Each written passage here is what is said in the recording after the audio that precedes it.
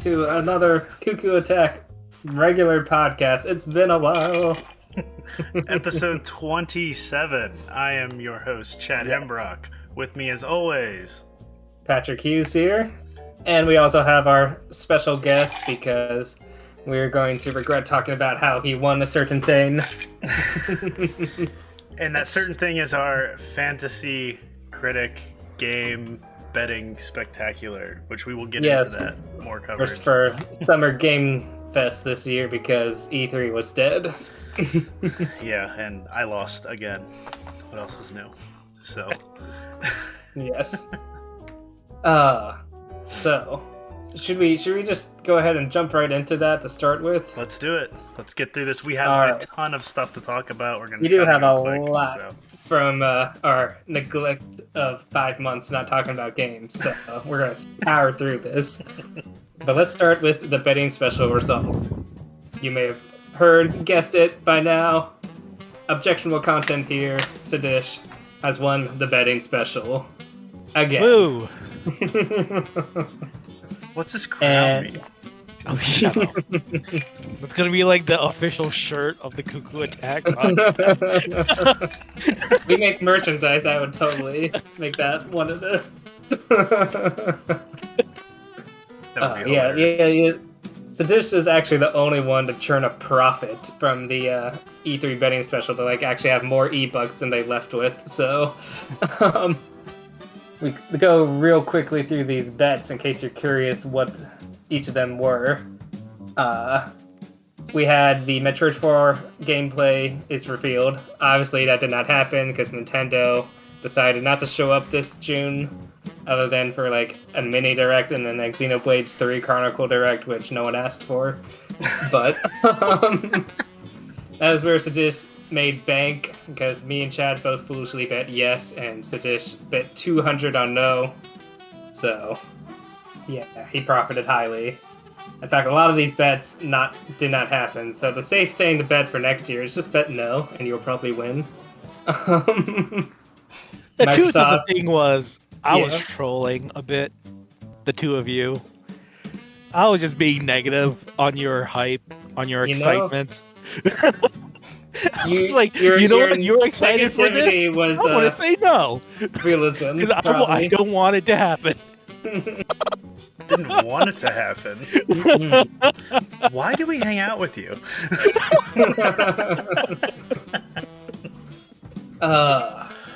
Yeah, I don't know. But Microsoft did not announce a new game studio acquisition. A rabbit did not scream into the camera, although I did watch an entire Ubisoft Rabbids Direct that they had separate.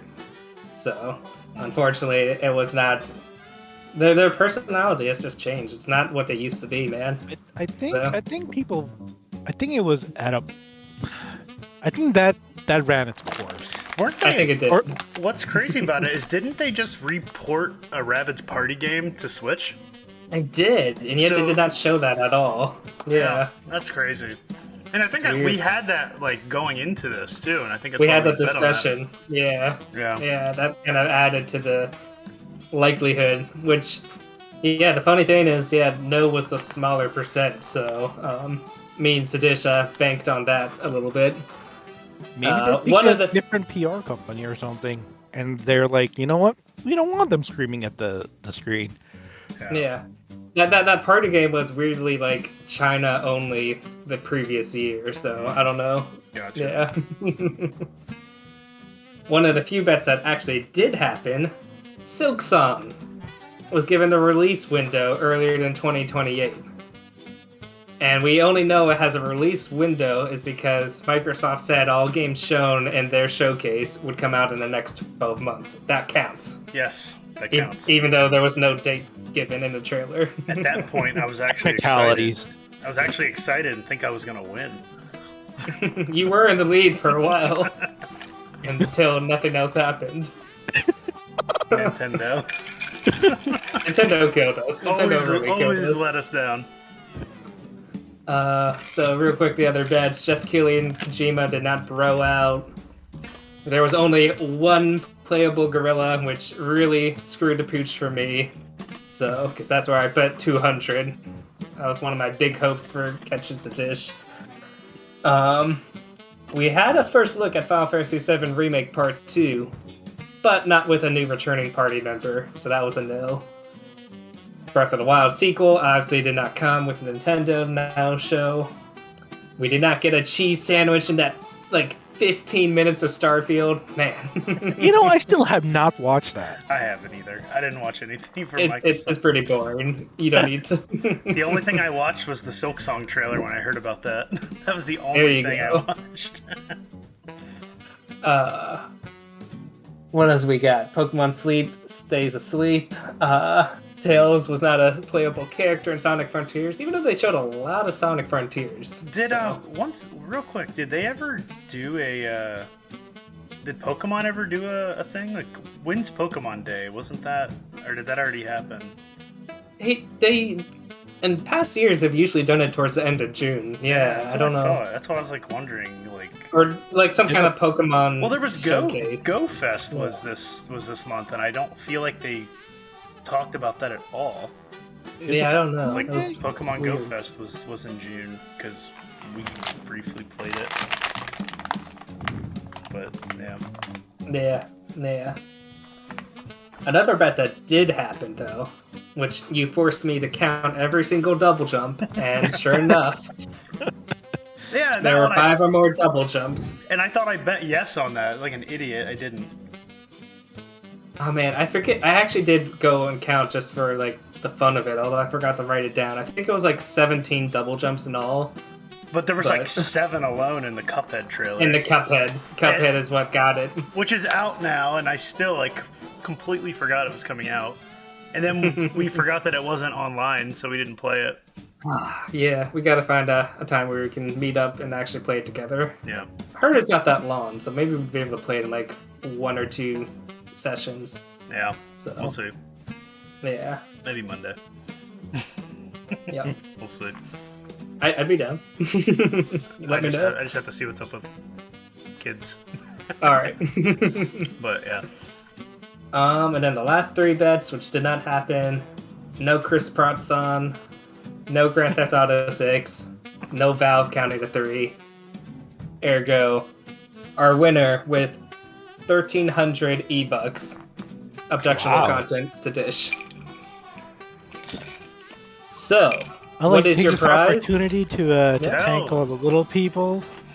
Chad and Patrick have always supported me in my decisions, and been my inspiration for my choices. Tell him what he's won. Oh, thank you. You win a prize that is pretty much useless for everyone. For yourself. It would have been very useful for me and Chad, but you win a golden ticket to drop any game from your league, no strings attached, except for it can't be counterpicked. Here's something that we probably should have. He could choose not to use it, couldn't he? Because we never put a. What, you want him to be able to carry it over into next year? No. I'm saying no. He's forcing me to drop a game. I'm saying That's you make him forced to drop a game. That way he has to drop a game. That sounds like a punishment. It's not a punishment. It just means that it gives you that option to drop your lowest scoring game. But now you just can not do it. I don't know. I don't like it. Anyway. I don't like it because I didn't win it. Damn it. I know. It would have benefited us greatly, especially Chad, who has a couple more will not release games, which I guess we can transition here into fancy Critic updates now. Let's see where we're at. Yeah. So, we've had quite a few pickups since we've last recorded, so let's show some of what our new games are in our leagues. Edgy Picks now has picked up Starfield, which is not releasing. I picked that up before it got the non-release. Yep. Pokemon Scarlet and Violet, that which we'll talk about in this podcast. Yes. Valkyrie Elysium. We'll see. Sonic Frontiers. Holiday, fingers They crossed. keep saying holiday, yeah. And Blossom Tales 2. August, and I'll actually pick that game up. So that's just a gut pick for something that I want to play. Yeah. Although one of his games that will not release now is also Sea of Stars. That's so disappointing. That's probably the more heartbreaking one. Yeah. Not only because I want to play it, but because I have a feeling it's gonna be good. It's gonna be good. We're gonna fight over that next year for sure. Yeah. And that was like my last pick of this one, I think, or maybe I picked it up right after the draft. I don't know. Yeah. Anyway. On my front, I picked up Kirby and the Forgotten Land. Did pretty good. Alive, coming soon. Play the demo. Xenoblade Chronicles 3. Oh, you'll have to tell us about the demo. Yeah. And then most recently, actually as of tonight, Cult of the Lamb. Which Sadish was trying to convince Chad to pick up, but... Well, so he told me to pick it up, and I just kind of ignored it. And so you messaged me that the other day, and I was like, what is that? And then I just completely ignored it and forgot about it and didn't look at anything about it. And then Patrick tonight, oh, hey guys, I picked up a new game. And that was the game, so... It'll probably bite me in the just like Stray will bite me in the when it comes out. Oh yeah, that's gonna hurt you out. As a counter pick, so that's gonna suck, because every time I see that game, I have a feeling that I'm gonna get screwed by it. Yeah, the game looks better and better the more I see it, so... and then last for pickups, Objectionable Content picked up Soul Hackers 2, F1 2022, which has released. It's done alright. I think 82 is nothing to scoff at. The Callisto Protocol, which is like not Dead Space. That's probably gonna do good though. A lot of people Probably are good. really Yeah. hyped for that. And Forspoken, which I think is a coin flip. I don't know. I don't think it's a bad pick. So it's definitely a big name game. So yeah. So there's been a lot of games that have released and scored since we last recorded. Just to quickly go over the scores in case you're curious. Total War Warhammer 3 got an 86. Horizon Forbidden West. Yeah, man, it's been a while. That was back in February. I got an 88. Elden Ring is at a 95. Triangle Strategy got an 83. Gran Turismo 7 got an 87. Tunic, which we'll definitely talk about because that game is amazing, got an 85. I think it should be higher. Yeah, that was great. That was a great game. Stranger of Paradise is probably the lowest scored game so far. It's 73. Tiny Tina's Wonderland 79. Ghostwire Tokyo 76. Kirby and the Forgotten Land was an 85. Moss Book 2 was an 84. Salt and Sacrifice was a 76. I think it's lower. I should actually look at the site here. Oh no, it was 76, yeah. Alright, Silt, that's definitely lower. That got down to 73. TMNT 87. Yes, and so an good. F1 22 was an 82. Alright.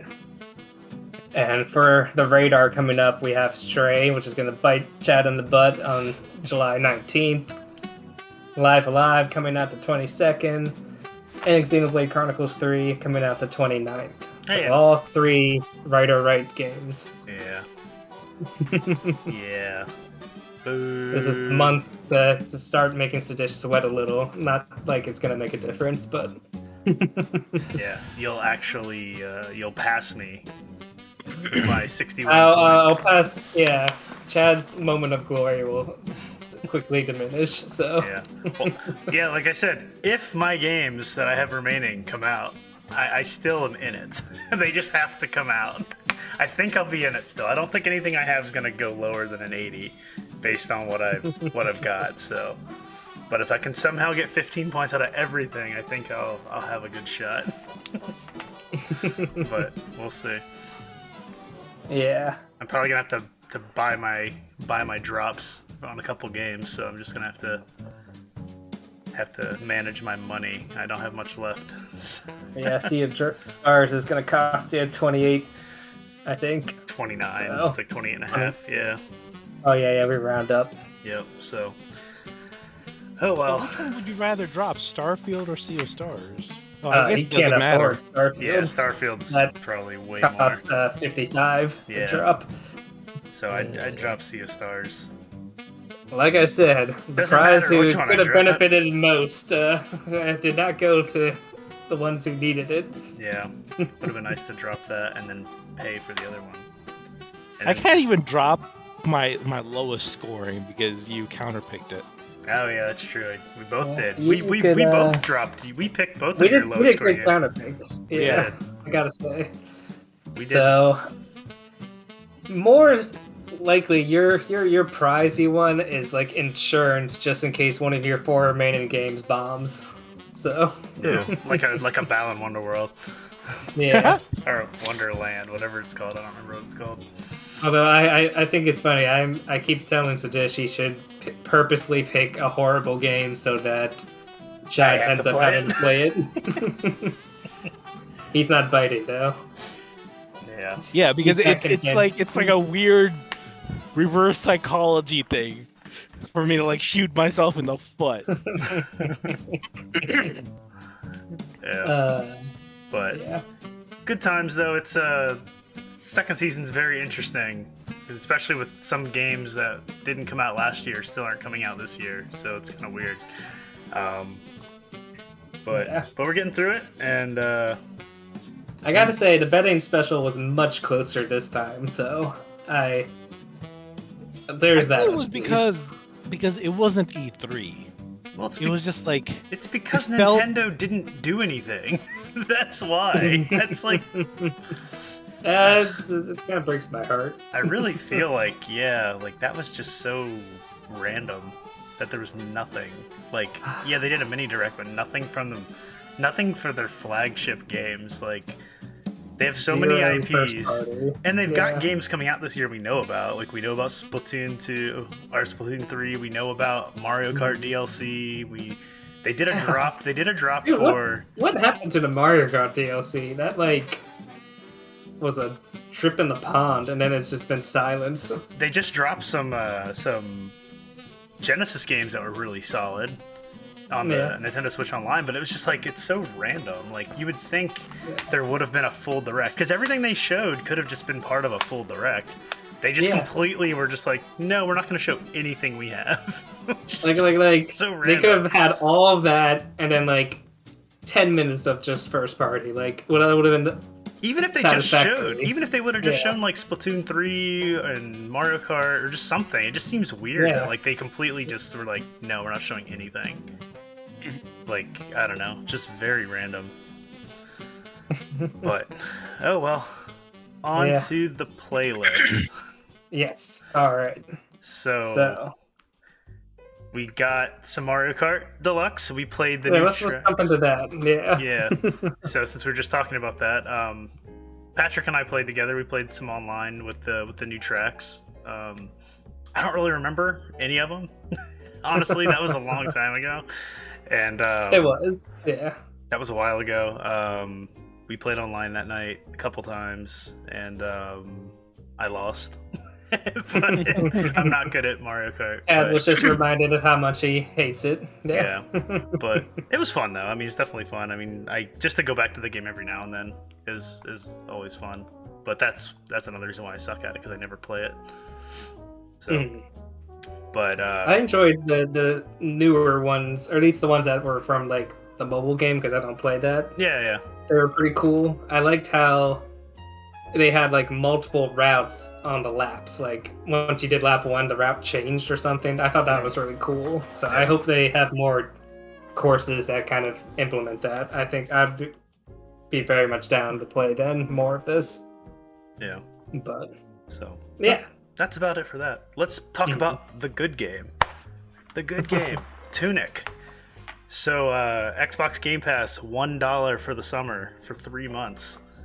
yes. I grabbed that specifically to play Tunic, and Patrick joined on that as well. So we spent. How can you not? How can you That's not? right. I completely forgot to play that game. Oh, you gotta play it. So good. Well, I listen to have us it talk downloaded. about it, and then have the desire to play it after we're done. What else did I downloaded something else that you were talking about. Remember? Anyway, whatever. Yeah. I can't remember though. we should totally play TMNT again. But actually, I think Mike wanted to play. I think there's somebody Spirit else. Fair. Sorry. Oh, Spirit Fair. Yeah. That's supposed to be pretty good. Yeah. I got that downloaded too. Yeah. I didn't even write TMNT on our list. We got to talk about that as well. Yeah. Yeah. So, but no, Tunic was a total surprise. Like, I'm not even gonna lie. Like, I heard about it and heard it was good. Wanted to check it out, but I didn't really jump into it until listening to the MVC podcast. And Peter Schneider was like, "This game is amazing. My game of the year." And I know how much of a Zelda fan he is, and I was like, "All right, I got to play this now." So, started playing it and definitely struggled with the combat a little bit at first, but fought through it and really started to enjoy it. And then getting into the puzzle exploration. It starts off like very traditional Zelda, like just sword, like exploring, yeah, kind of fighting enemies and figuring out where to go. Which is cool. Like that experience is still very strong and enjoyable, but where the game really starts to shine is like once you get like halfway through the game. Yeah, when you're literally just exploring to find secrets, and once you start learning the mechanics of the game and now I don't even want to talk about it too much because Siddish hasn't played it. But once you start to figure out the mechanics, like the main mechanic of the game. Yeah. The whole we can talk world a little bit about it. Like one of the really cool aspects about this game is the manual. Yeah, which, I know about the manual and there's like scattered pages around the world that you slowly piece together. And the manual itself just is gorgeous. It's like a really old school and like the art. manual is like in a different language, and you have to somehow like figure it out. Yeah.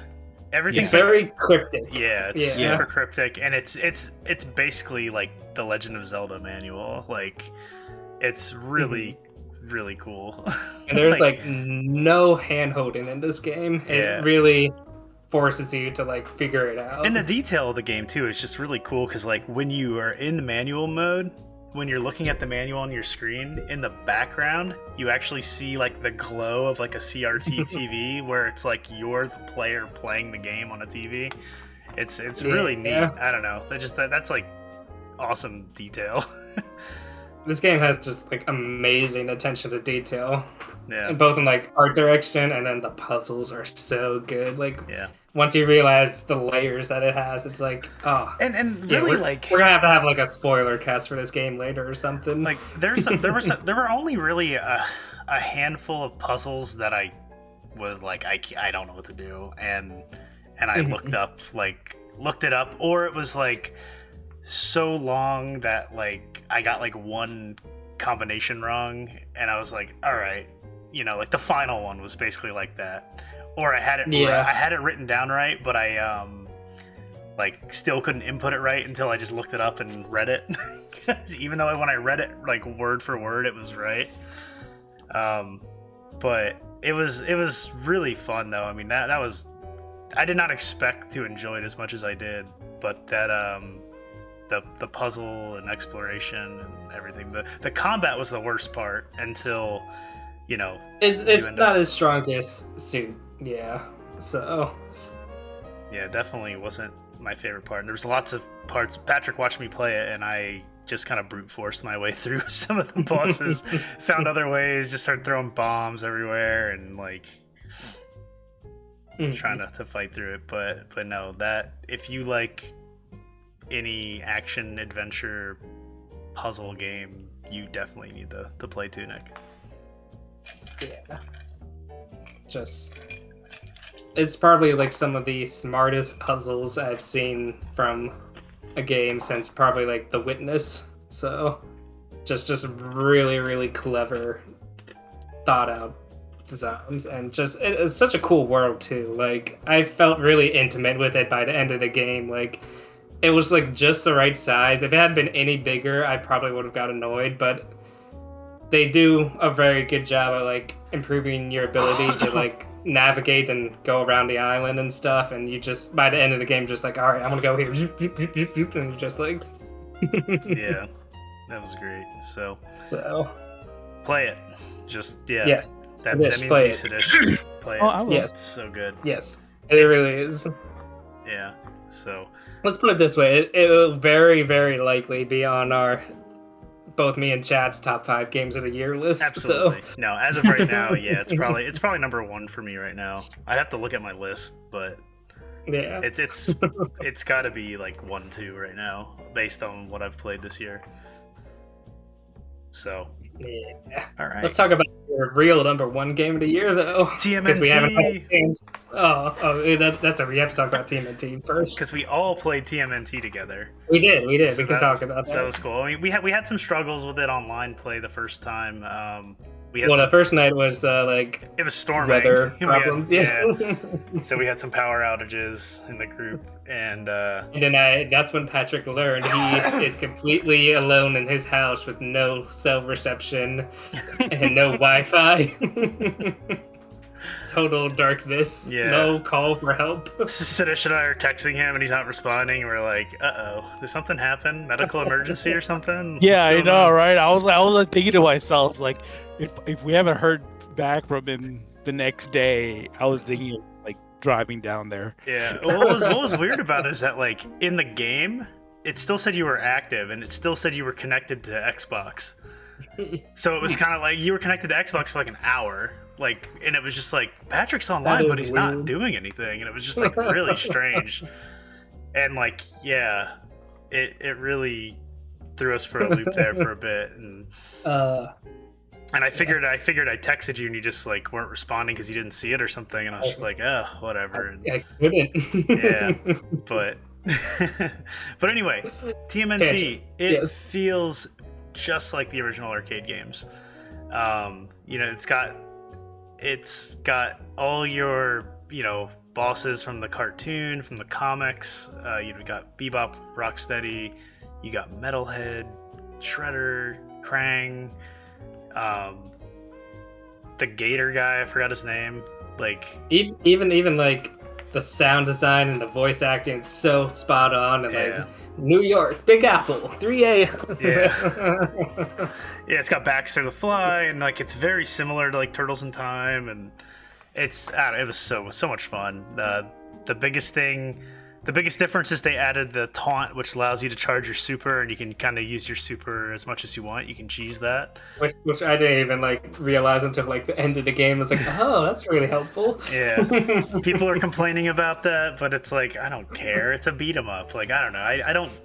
I don't play beat 'em ups for the challenge. I play the beat 'em ups to like play with friends and just go through it. Beat 'em ups are for like the power rush. Like you want to feel strong and like beat up stuff, right? Like you are the Ninja Turtles. You want to be able to kick their ass. Like, yeah, I don't know. I really enjoyed that game. That game was a lot of fun. We played like half of it the first night before everyone kept dropping, and then we played the second half of it the next night.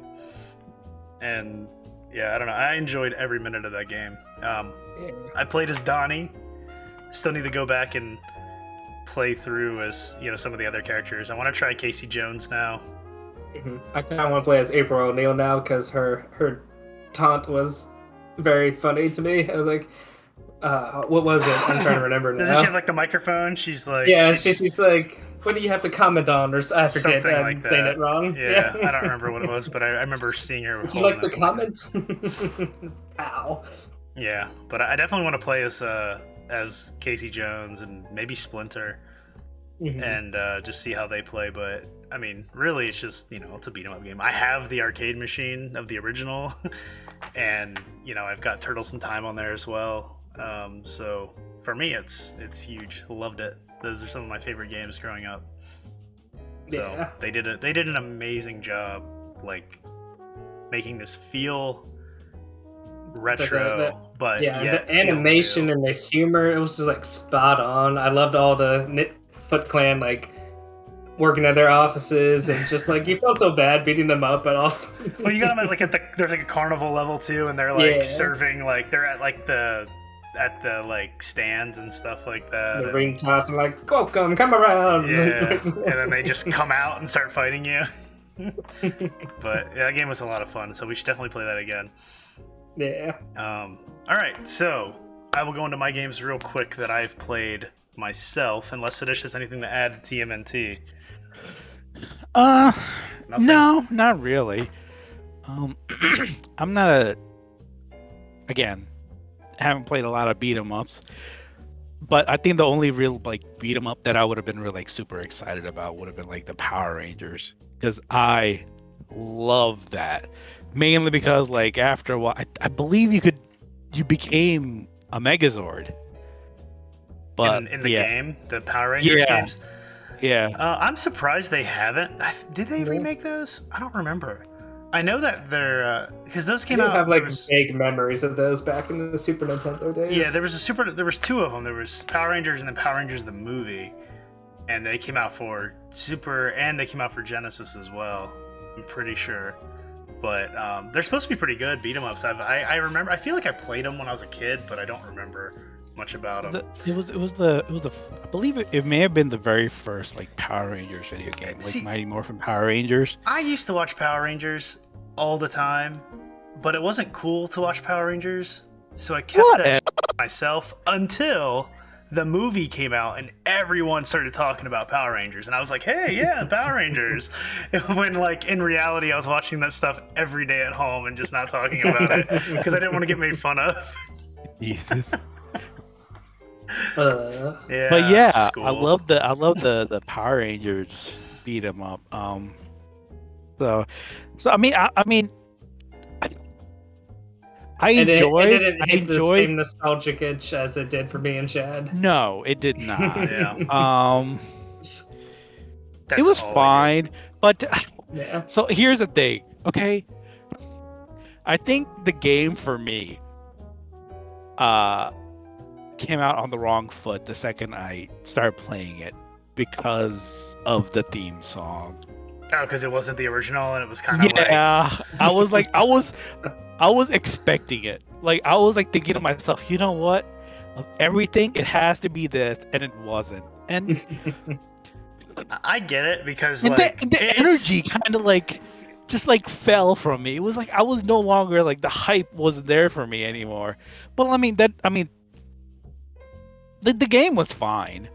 I think one gripe about the game for me was like hit detection. Like there were times when like it was like, come on, man, I obviously punched him or kicked him, kind of deal. That's a beat. That was pretty generous. I thought it was fun. Yeah, I don't know. But yeah, you but again, I mean, these are off the wall like in 100 times. Like it's kind of crazy. But like yeah, so like I mean, these weren't like the games I like played mostly. So yeah, it was definitely more geared towards you guys. I enjoyed it.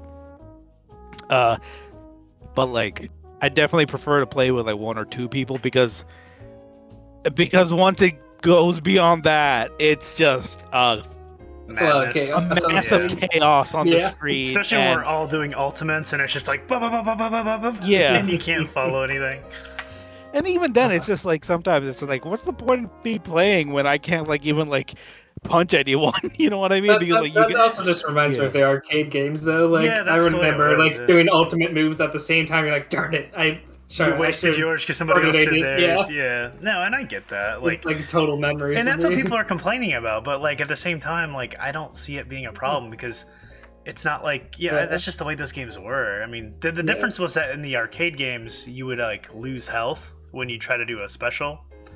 That's the way like X-Men work. That's the way Ninja Turtles would work. If you did like a double jump slash, you would get like a powerful hit, but you would lose like 2 health points. And then once you got down to like the white section of your health bar, then you couldn't do it anymore. But again, I think it's fine. I mean, it's like you said, it's fun. You're just overpowered and beating each other. So yeah. But yeah. All right. Well, let's move on. Games I played that I haven't talked about. I recently played Super Mario Galaxy 2. Never played that before. Wasn't really buying the hype of it. It just felt like more Mario Galaxy to me, and that's exactly what it is. Maybe it's just because I played it on the Wii and the Wii Remote controls, and I don't know. I just wasn't really in the mood to play it, so forced myself to beat it, and it was okay. It was a fine Mario game. That's all I really have to say about it. Also went through and beat Tony Hawk 1 and 2 remastered on PS5. Loved every second of that. I love those games, and the new ones felt amazing. And I was sad to hear that 3 and 4 were supposed to be remade, and that was shut down due to the Microsoft acquisition of Activision. So apparently that got canceled because the developer that was part of that got shut down or something. I don't know. Tony Hawk recently said that in a interview. So that sucks. So hopefully once that like merger finishes, hopefully they can come back to it and bring it out, because 1 and 2 were awesome, and I would totally pick up 3 and 4 if it came out. But here's the big one that Patrick wanted me to talk about. Yeah. Fantasy game of the year. Fantasy Critic loser of 2021. I had to play the worst game, and the worst game that was picked between the three of us was Balan Wonderworld, or Balan Wonderland. I can't remember what the name of it is. I keep going back and forth. I think it's Land. I thought it was World, but anyway. Fired up. The game totally feels like a game out of 1999 on the Dreamcast. Oh, you're right, it's World. Yeah. I thought it was World.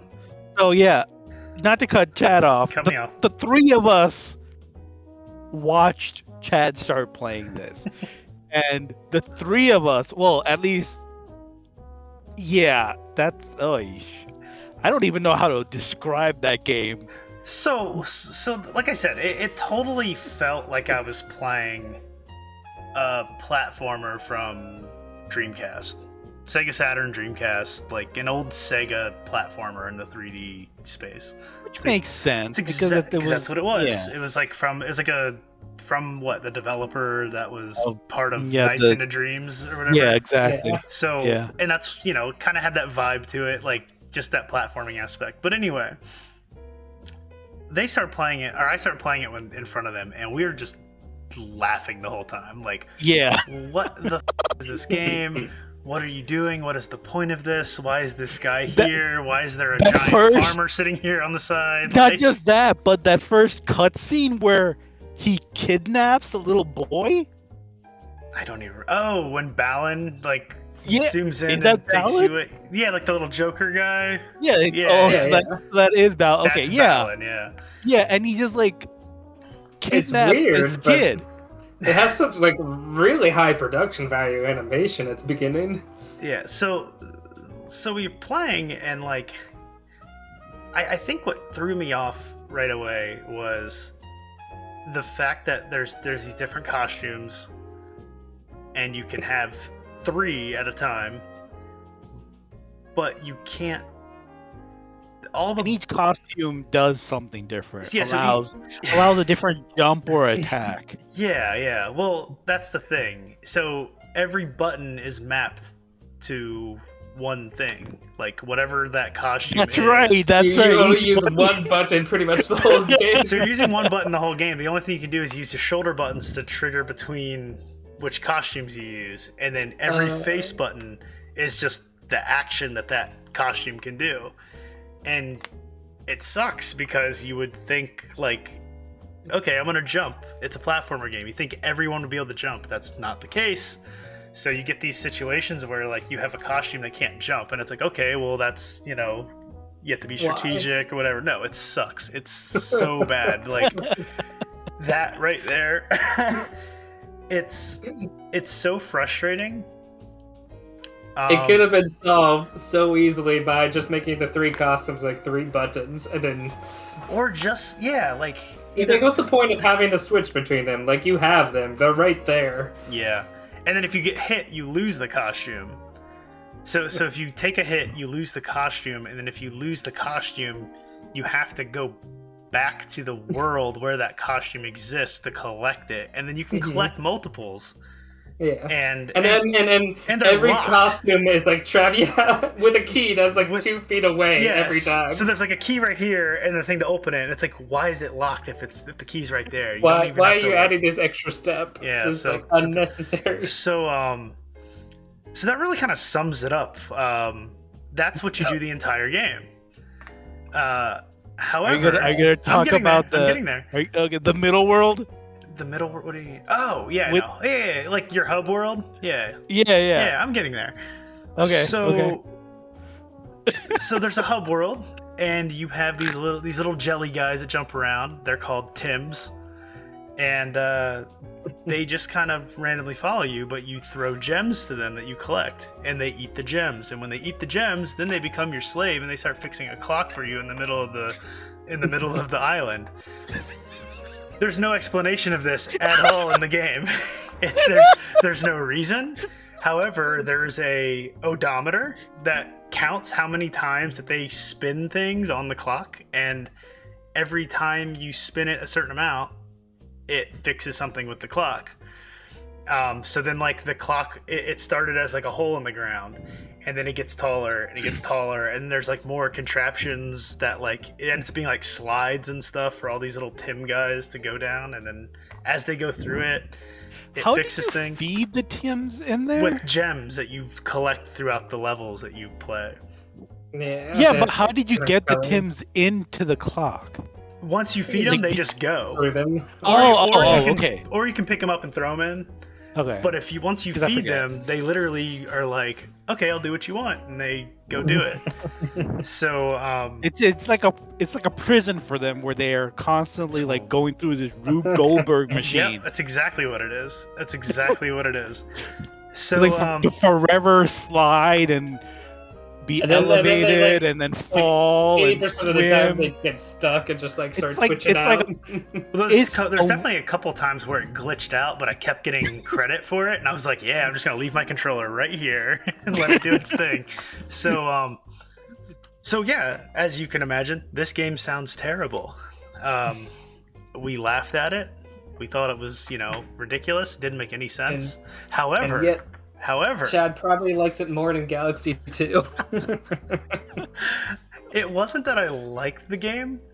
Here's the thing. So to progress in the game, you have 2 acts per level and a boss fight.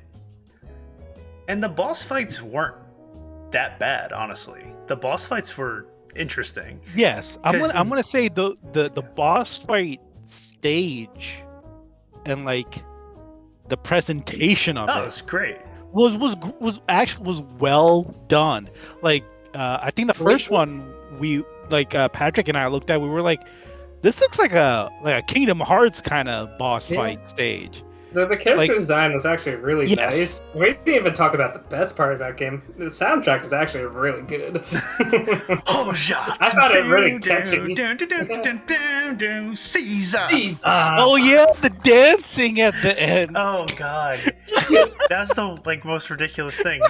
You beat a boss, and then all of a sudden it's either a happy ending, a sad ending, or a love ending. What about the story with the dolphin diver? The dolphin. The dolphin killed the diver, got red eyes, and just drowned her in the ocean.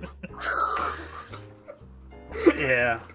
But then they have either a dance or it's like a freaking fever dream. Yeah, it's like so the game's crazy. But here's the thing. So to progress in the game, you have to collect these Balan statues. And I got wrapped up in the exploration of trying to find all these statues, and that's really what kind of sucked me in. So I don't remember that simple addiction of collectathon. Yeah, so exploring. I don't know how many hours I put into the game, but I beat it. I beat the entire game when Patrick and Siddish were really you don't have to keep playing. We just wanted you just. He said you only had to play up to 2 hours, and Chad went through all 12 worlds and beat the final boss. I beat the entire game, and I actually, as frustrating as the the costume controls are, I still kind of enjoyed it. It wasn't bad. It really, like, it's bad. It's bad. Don't get me wrong. It's bad, but it's just like there's actually like a good game hidden in there. It's just so many weird, bad decisions. Absolutely. That's like, how did this get okayed? I don't understand. Like, you could fix this. Like, if it would have just been a platformer where the costumes gave you extra powers to complete things, like if you could literally, even if the jump wasn't like high enough to go over things, but just to be able to jump would have been just great. And maybe it would have broke some stuff, but they could have, I feel like if they would have fixed just like that aspect of the game, it would have been fun. Yeah. Like what the what's the point of Box Fox, where you literally just turn into a box? Why are there some powers that like you literally have no control over? Or do nothing, or just like, I'm gonna do it when I feel like it. Like, how is that fun? I don't know. It's just very random, but did it deserve a -26 in Fantasy Critic? Yes. Yes, it was pretty bad. Yes, but I still the collectathon stuff was a lot of fun though. I thought the exploration was fun. I hated the quick time events that you had to do. To beat Balan. Yeah, so Balan has the Balan bounce. I think it was called. Yeah. I could get like all of them, and then I would just like fail on the last one like every time. Or there was just one where it was like a kick that spun, and I would always miss it. I always mistime it. So the fact that you have to get it perfect to get the statue, and then if you don't get it, you have to exit the level and redo the entire level back to where it was. It's just like, why? Yeah, that sucked. Because if I could have just like gone back and played it again, like right after I played it, I probably would have just kept doing it until I beat it. Because I think I could have, but there's like 2 per level, I think is what it was, maybe 3 on some worlds. But I think it started off like 1 and then like 2 and then but then like not being able to like redo it unless I was replaying the level was just like, no, I'm done. I'm not. If I don't get it, I don't get it, and I'm just gonna get as many of these as I can. You would also get trophies for beating the final boss if you defeated it in 3 different ways. Which is kind of cool. Like, I thought it was cool, and like those 3 different ways were usually like using one of each costume, and then like your standard attack or something like that. Sometimes it was just like weird, like what the heck is the 3rd way? Like, it just makes no sense. Because there was definitely some where I only got 2, and originally I was like, oh, that's not it, and then we ended up figuring that out, and I would go back and try to figure out like, okay, how did I get a hit on them, and go from there. But honestly, like, I don't know, I did enjoy the game for what it's worth. And yeah, I talked way too much about it. You're welcome. But you're welcome. Yeah, so I'll be very disappointed if it doesn't end up in your top 5 games of the year. We'll see what terrible game I'll play this year in our Fantasy Critic. At the moment, the worst game is Final Fantasy Strangers in Paradise. Which sucks. I really don't want to play that. Has the same score. Oh, maybe I'll have a choice. Technically, they're the same, but if you look closer at the decimal point, Strangers in Paradise is them decimal points. Yeah. Plus, we know Chad would actually enjoy Celt. We can't have that. So Patrick and his math. Yeah. So, that's it. That wraps it up for me. All right. I will try to be quick then. Yeah. I've played a lot of games this year. Like, I think I'm already at like 28 games I've played this year. So I'm doing good on that. I'm very proud of that achievement. But I will try to just mention the few games that I've really enjoyed, which I think I have 5 here. So, started off with the Danganronpa series, which I played for like 3 months because there were like 3 different games and they just last forever. And this series is so wild. Like, if you've never played these games and you like kind of like a mix of like almost like Phoenix Wright and like a Zero Escape Room, which is kind of funny. Like, when I said that it's kind of like those Zero Escape games, I was like, it reminds me of that. And then I look up the developer, it's the same developer. I was like, okay, that makes sense. But Yeah, these games are so wild. Like the cases and the trials are just like so weird and bonkers, and the one guy sounds like Cartman.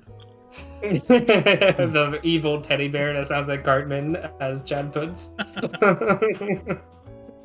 There's something just really like you grow to love the like weirdness and the crudeness of it. It's like so like the whole second game is just like them talking about like taking dumps and stuff, but so it's South Park. Yeah.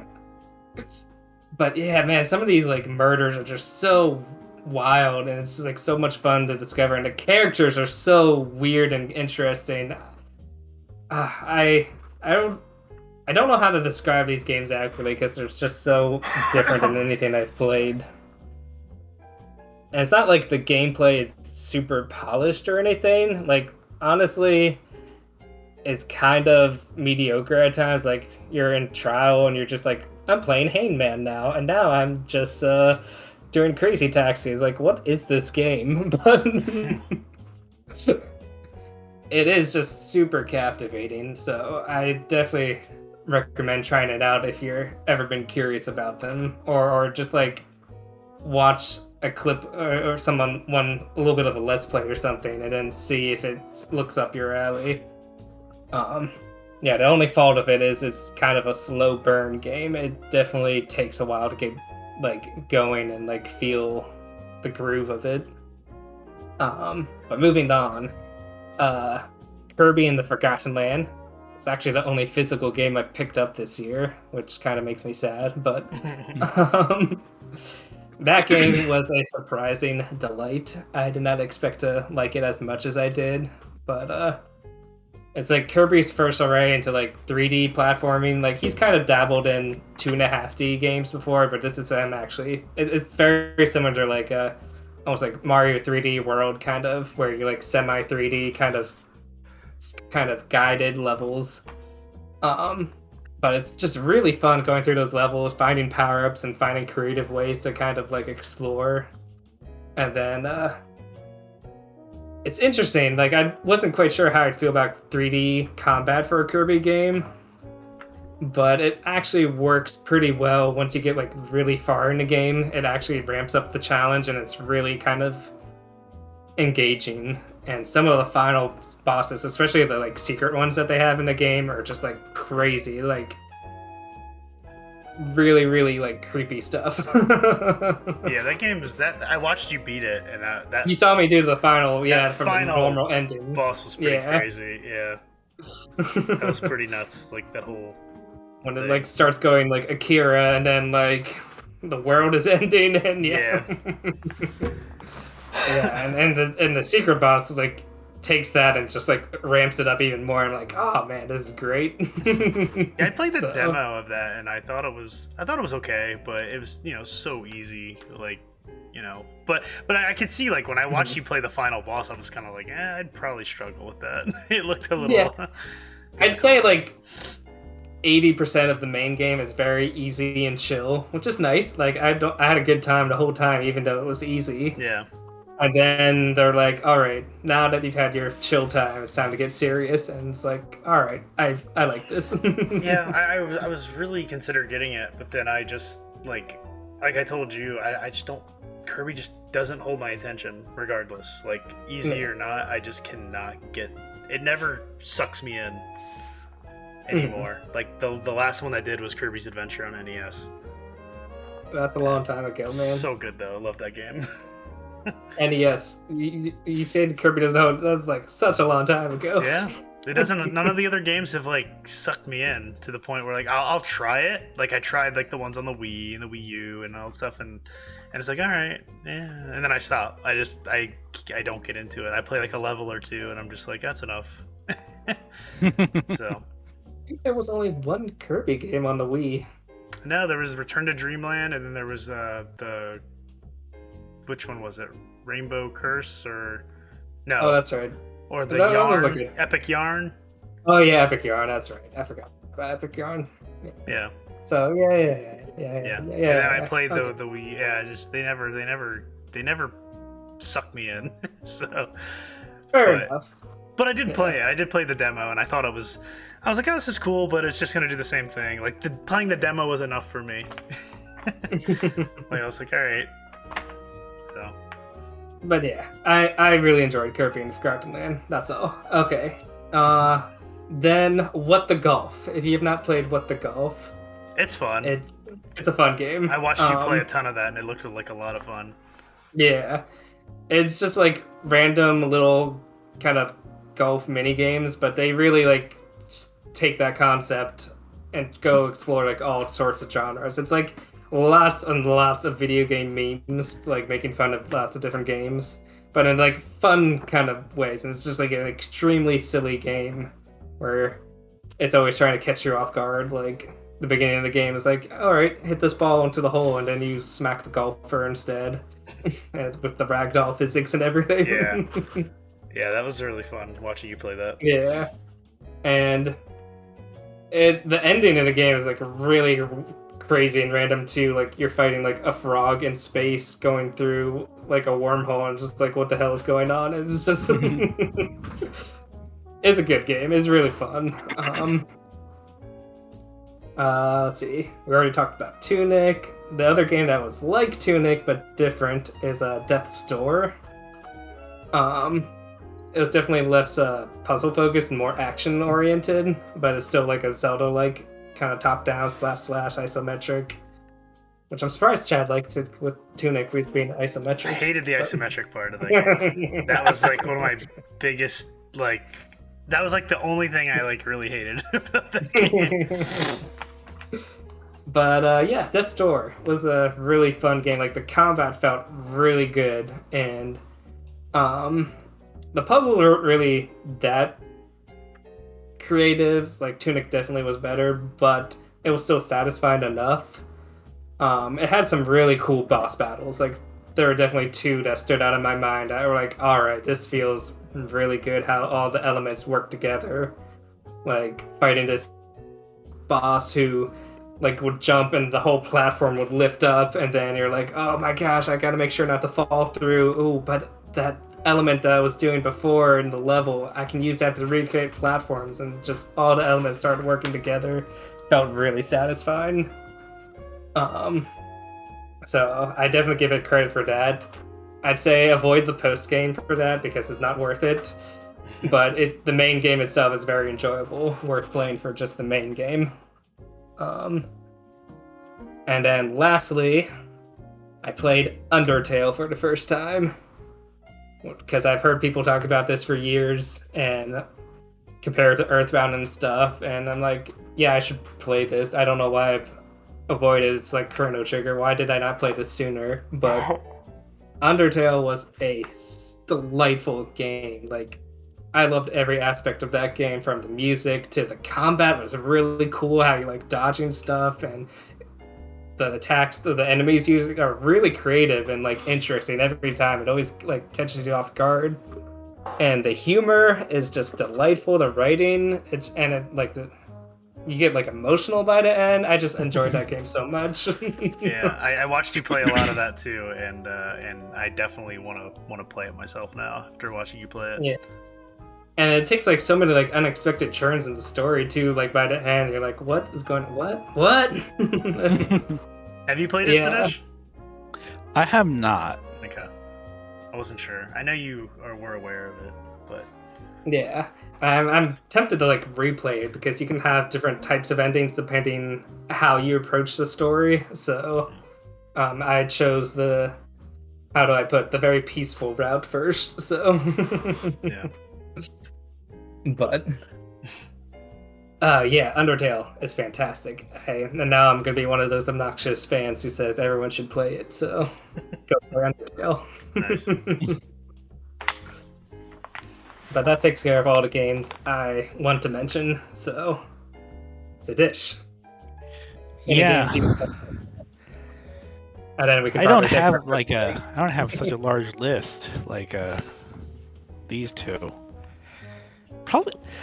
Is it because I don't know. Whatever. It's because you play Destiny, and that takes up all your time. Yeah. Take up a lot of time. That does. And then watching anime, and then watching HBO Max, and then watching movie. You have a lot of hobbies going on there. Yeah. So for me, most of the games, okay, the game I'm playing right now is Horizon Forbidden West, and I'm loving it. It's a lot though. It's for the amount I've played and amount of story I've uncovered. It still feels like I'm not even halfway through. Like the map is still mostly in fog. But it's weird though, because I was talking to a friend of mine who did play the first game and loved it. He asked me how it was, and I was like, it feels more science fiction.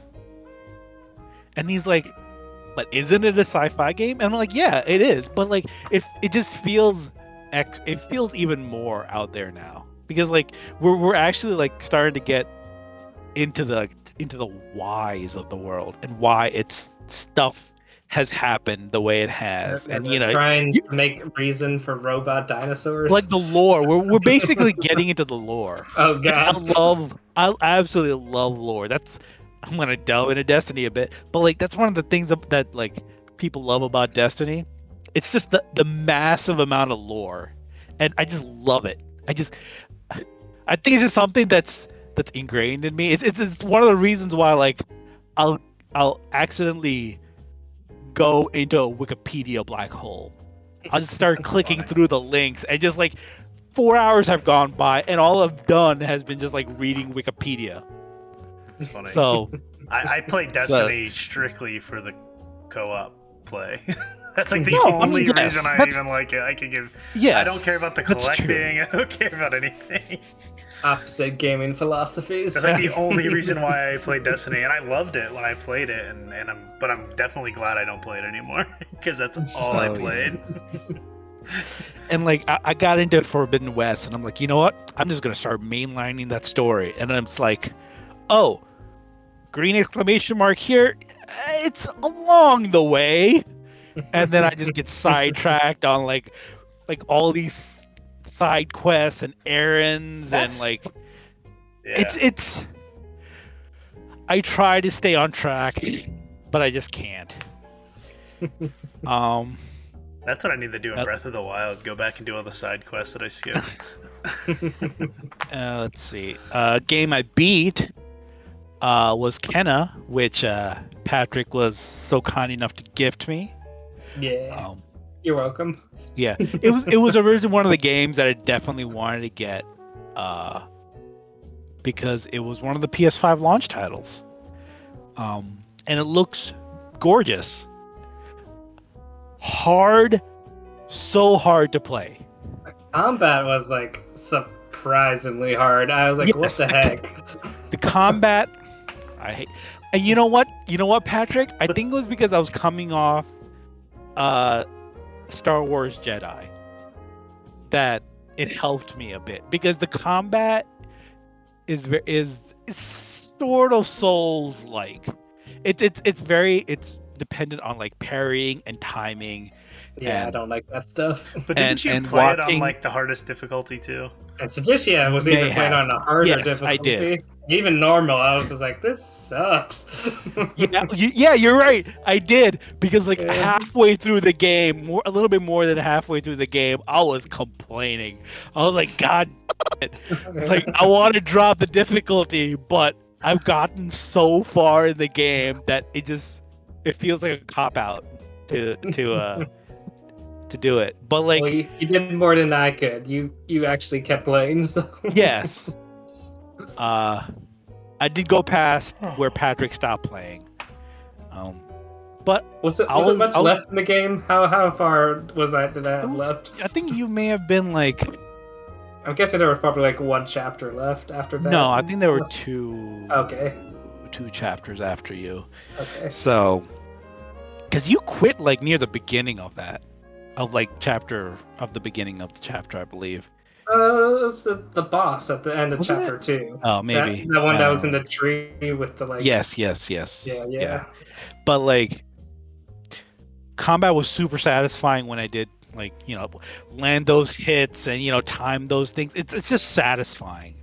I think that as much as I dislike those Souls games, I understand it a little bit now after playing Star Wars Jedi, Star Fallen Order, and Kenna. It's just there's a satisfaction with like getting that parry, or just landing that hit, or just like just getting that in that combo and then just like jumping away really quick because I know what move the enemy is going to do.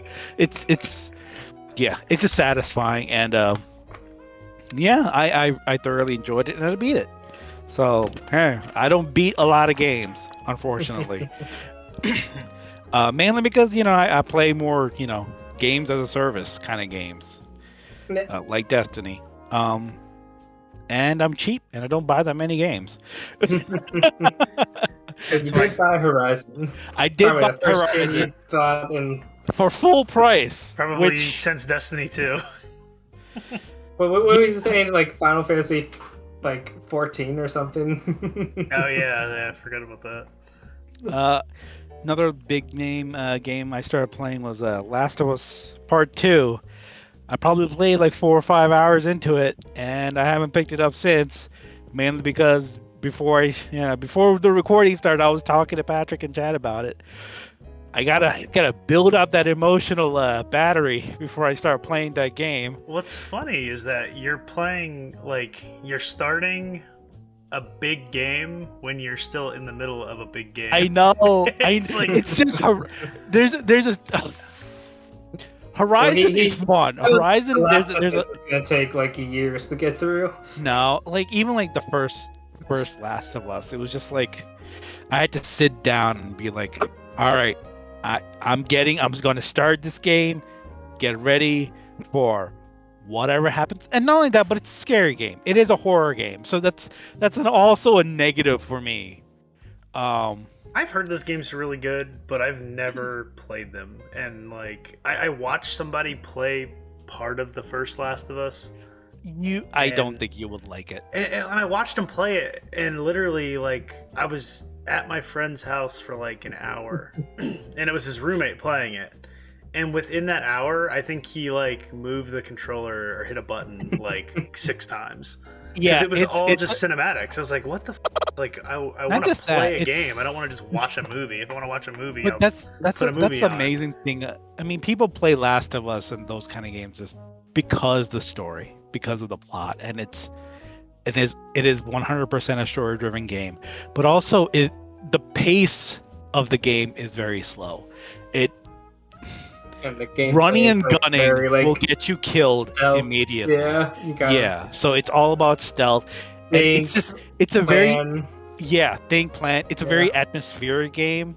Also, so for me, just like having those clickers like around and hearing those clicks there, and like just the screaming of the zombies, and the thought of like a big enemy coming around the corner. It's terrifying. And do you have to resource management in that game too? Like your ammo and stuff? Like you don't get much ammo. So it's like Resident Evil, like where it sucks. Yeah. So that's like the worst part of Resident Evil, man. I always that's ammo. Like, I think it's a little friendlier than Resident Evil in that there's lots of like resources to find if you take the time to explore. Whereas Resident Evil is like, even if you explore, you're not going to find much. Yeah. And to speed on through like two small games, they're roguelites that I've been playing: Slay the Spire and Curse of the Dead Gods. Slay the Spire is old. Yeah. It's an old game, but it's oddly addicting. I think it's a pretty fun game. Yeah. If you like those card games, everyone says they're pretty sweet. Yeah. I've spent massive amounts of hours playing that game, not even realizing I've done it. Like I stayed up until 2 a.m. playing that game and had no clue. And it's just like it's sort of fast paced, but not fast paced. You have to pick your paths and whatnot. And Curse of the Dead Gods is more action oriented roguelite. It's isometric. I believe that's the word. that top down angled 3-dimensional kind of gameplay. Yeah. It's called. It's got a Doom kind of feel, not Doom, Diablo. Okay. Kind of feel to it. But once again, that it has you understanding the enemy's movements and dodging out of the way and parrying and whatnot, and it's another very satisfying roguelite that you can just get in. If you're not feeling to it, just die and just end it. Yeah. I guess that's about it. Yeah, I was into Slay the Spire also, but like I realized, like you said, how much of a time suck it was, and it's something you don't realize. It just I don't want to like. I beat 2 out of the 3 character runs. I was like, I'm satisfied enough. Yeah.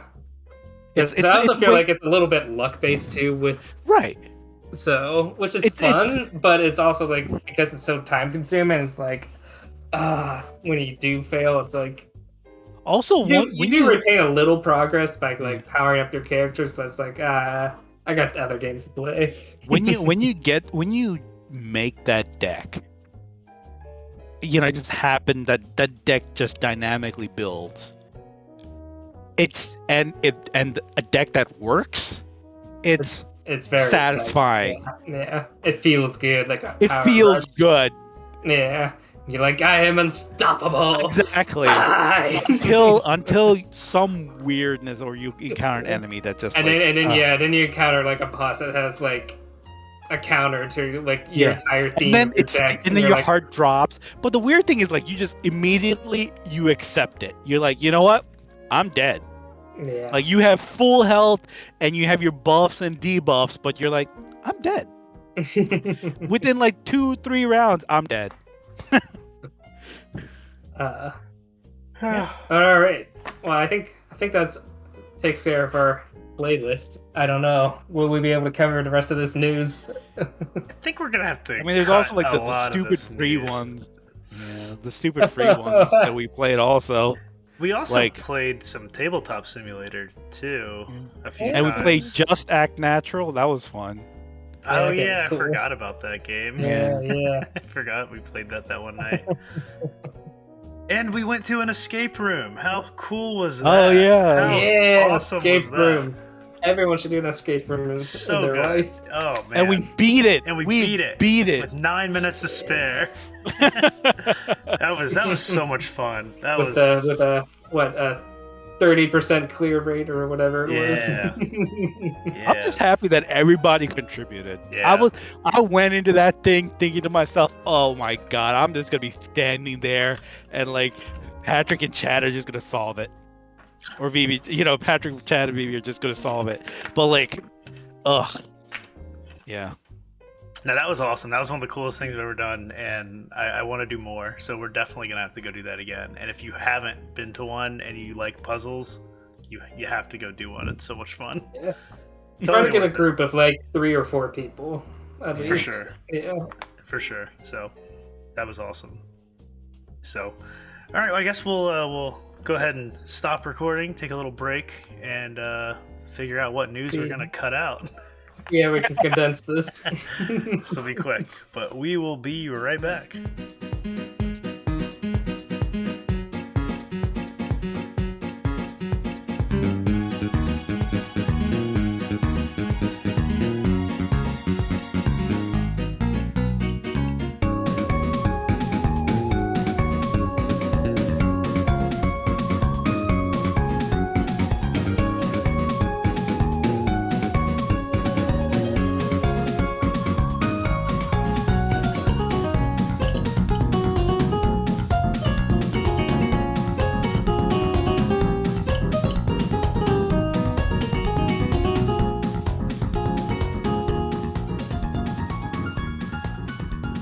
We are back from that break. That was a long intro with our playlists and our Fantasy Critic updates. But let's get into the news from the last, I don't know, 5 months. We're trying to condense it down to we're trying to mostly focus month. on the recent stuff, yeah. Yeah, mostly. Although June. We should at least mention, because this was kind of like they also did a little trailer before June. Pokemon Gen 9. Yeah, Scarlet and Violet. I picked it up in fantasy because why not? Yes, we'll see. You know, the year of the Pokemon. Yeah. So I got Arceus and it did pretty well for me. So I'm so glad I didn't counterpick Legends. Yeah, that would have bit me in the butt so bad. So yeah, I figured Pokemon Gen 9. Like people are usually more hyped for the new gen. So I was not expecting it this soon. Yeah, like that's the one surprise to me. Yeah, I wasn't either. But I also feel like Arceus was. I feel like that was going to come out sooner, and then it came out in January. So, I feel like Arceus is more of a prototype. It's basically Monster Hunter Pokemon Edition, but like it is a bit of an experiment. All those you know side games that deal with it's like Pokemon Go or something, but it the new one. Or Pokemon Let's Go was a lot of fun. I'm really surprised they didn't like touch that formula again yet.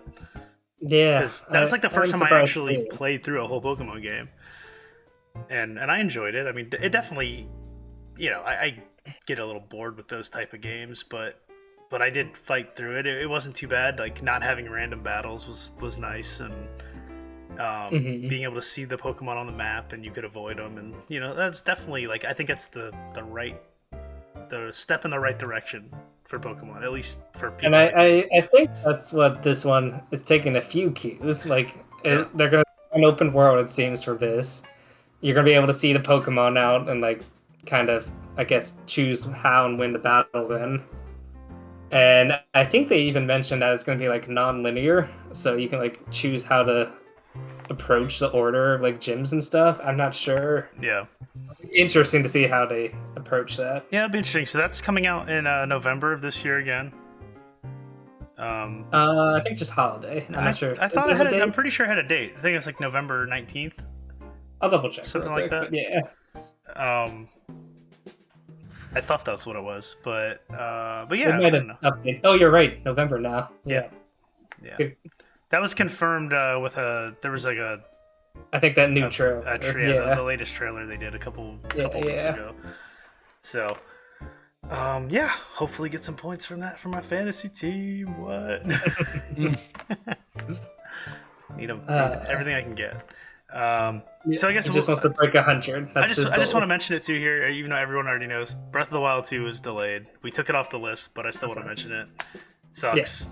Really want to play that game. Hopefully it lives up to the hype. I just want to know the name, and I want to see another trailer. That's what I really want to know. I wanted the name, and I want to get like another trailer of it, just to get an idea of like what the hell's going on. It honestly probably wasn't delayed that much. Like I don't think anyone is expecting it earlier than like holiday, so it's honestly only really delayed by like 3 months. And that's what makes it so disappointing we didn't get a first-party Nintendo Direct this June, because I feel like we're definitely going to get news about it the next time they talk about it. We're due for an update and a name. Yeah, we're definitely going to get a name, I think. Like, I don't know. But anyway. PlayStation is competing with Game Pass with their new PlayStation Plus membership rebrand. You have your Essential. They got 3 tiers now. Yeah, 3 tiers. Essential, which is what you have now. Extra and Premium. Extra comes with some PS4 and PS5 games. Premium comes with some PS3, PS2, PS1, and PSP games. Some are streaming, some are download. I've heard mixed results about playing the older games, about the emulation being kind of I don't know if I'll ever get this unless I get a super good deal on it, kind of like with Game Pass. Game Pass is amazing, but if PS Plus has the same stuff Game Pass is, I'd probably just stick with Game Pass. If I end up keeping it after this $1 summer trial. But I don't know. I just don't see the need to pay more for it. especially when I'm playing on PC for free. So, although I mean there are a lot of really good titles on it, but then again, the two of you really care more about the older games. I'm just looking as far back as the PS4. I mean, there's a ton of PS4 I haven't played yet that I need to. Yeah, I mean, but again, like a lot of the games that are included on this are the same games that I got for buying a PS5, like the God of War and like. No, I mean, there's Death Stranding, there's Ghost of Tsushima. Yeah, there's Ghost of Tsushima. I watched Patrick play that too. There's the Infamous games, which are really good. You know, I used to have Infamous and I never played it. I had it for PS3. I think, you know, since you like Spider-Man, I think you might like Infamous. It's got the same kind of I don't want to say gameplay. It's you know, it's interesting. I've heard they're good. I've heard they're a lot of fun. I just haven't. Yeah, like I said, I used to have them, and I intended on playing them, but then I ended up trading them to somebody else for Super Nintendo games, I think. The Spider-Man games are there, as well as like the Last of Us and Uncharted. But I think Uncharted and Last of Us may have already been like included.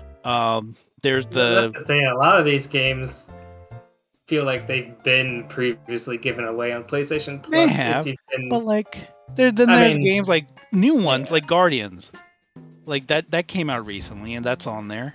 I'm a little jealous that Stray is going to be part of PlayStation Plus Extra only. I'm like, I'm one tier off from getting that for free. You can do it monthly, $15, still cheaper than buying that game. Yeah. I'm sure you'd beat it in a month or at least play it. Yeah, we'll see. But yeah, I don't know. I don't see myself getting it unless my gaming taste like completely changes, like one day, which it could if I get sucked into something cool. But probably not until PlayStation makes a controller that has a thumbstick where the thumbstick should be. Or maybe Chad gets an operation that decreases the length of his left thumb.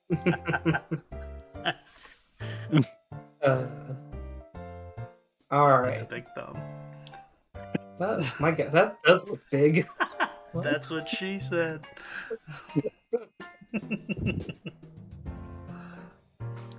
Moving on.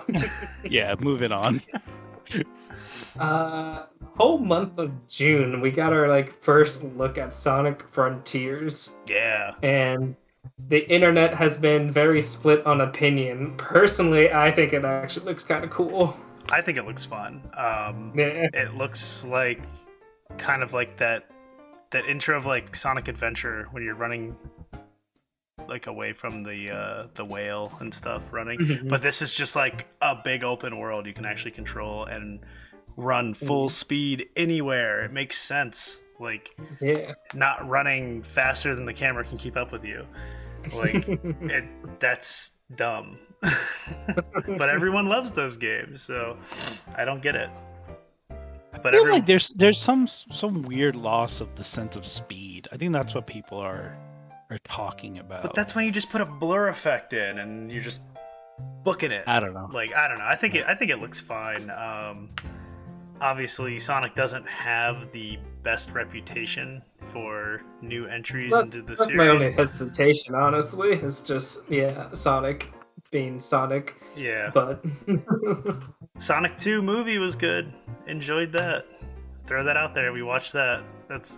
I was surprised. I enjoyed it. Especially since you hadn't seen the first one. You had nothing to expect. And you should go back and watch the first one because it's fun. It's and all those people complaining about Knuckles' voice.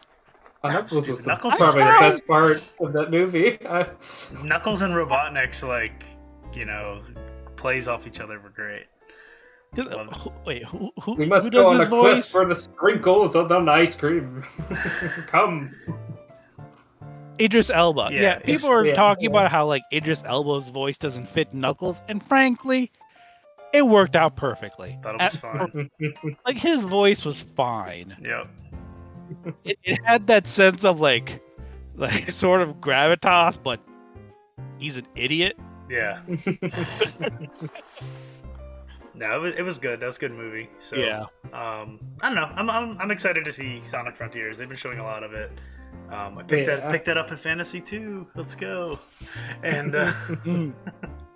hope that works out. But I don't know. We'll see. Maybe I'll give that game a shot though. But it definitely looks like Breath of the Wild. Like the more and more they show, there's like these like massive like beast-looking machine things that pop up that are like, and everything's like a ruin, and it's like old like that's Sonic fine. loops You and can stuff. copy that game. It's Go fine for with it. But I don't know.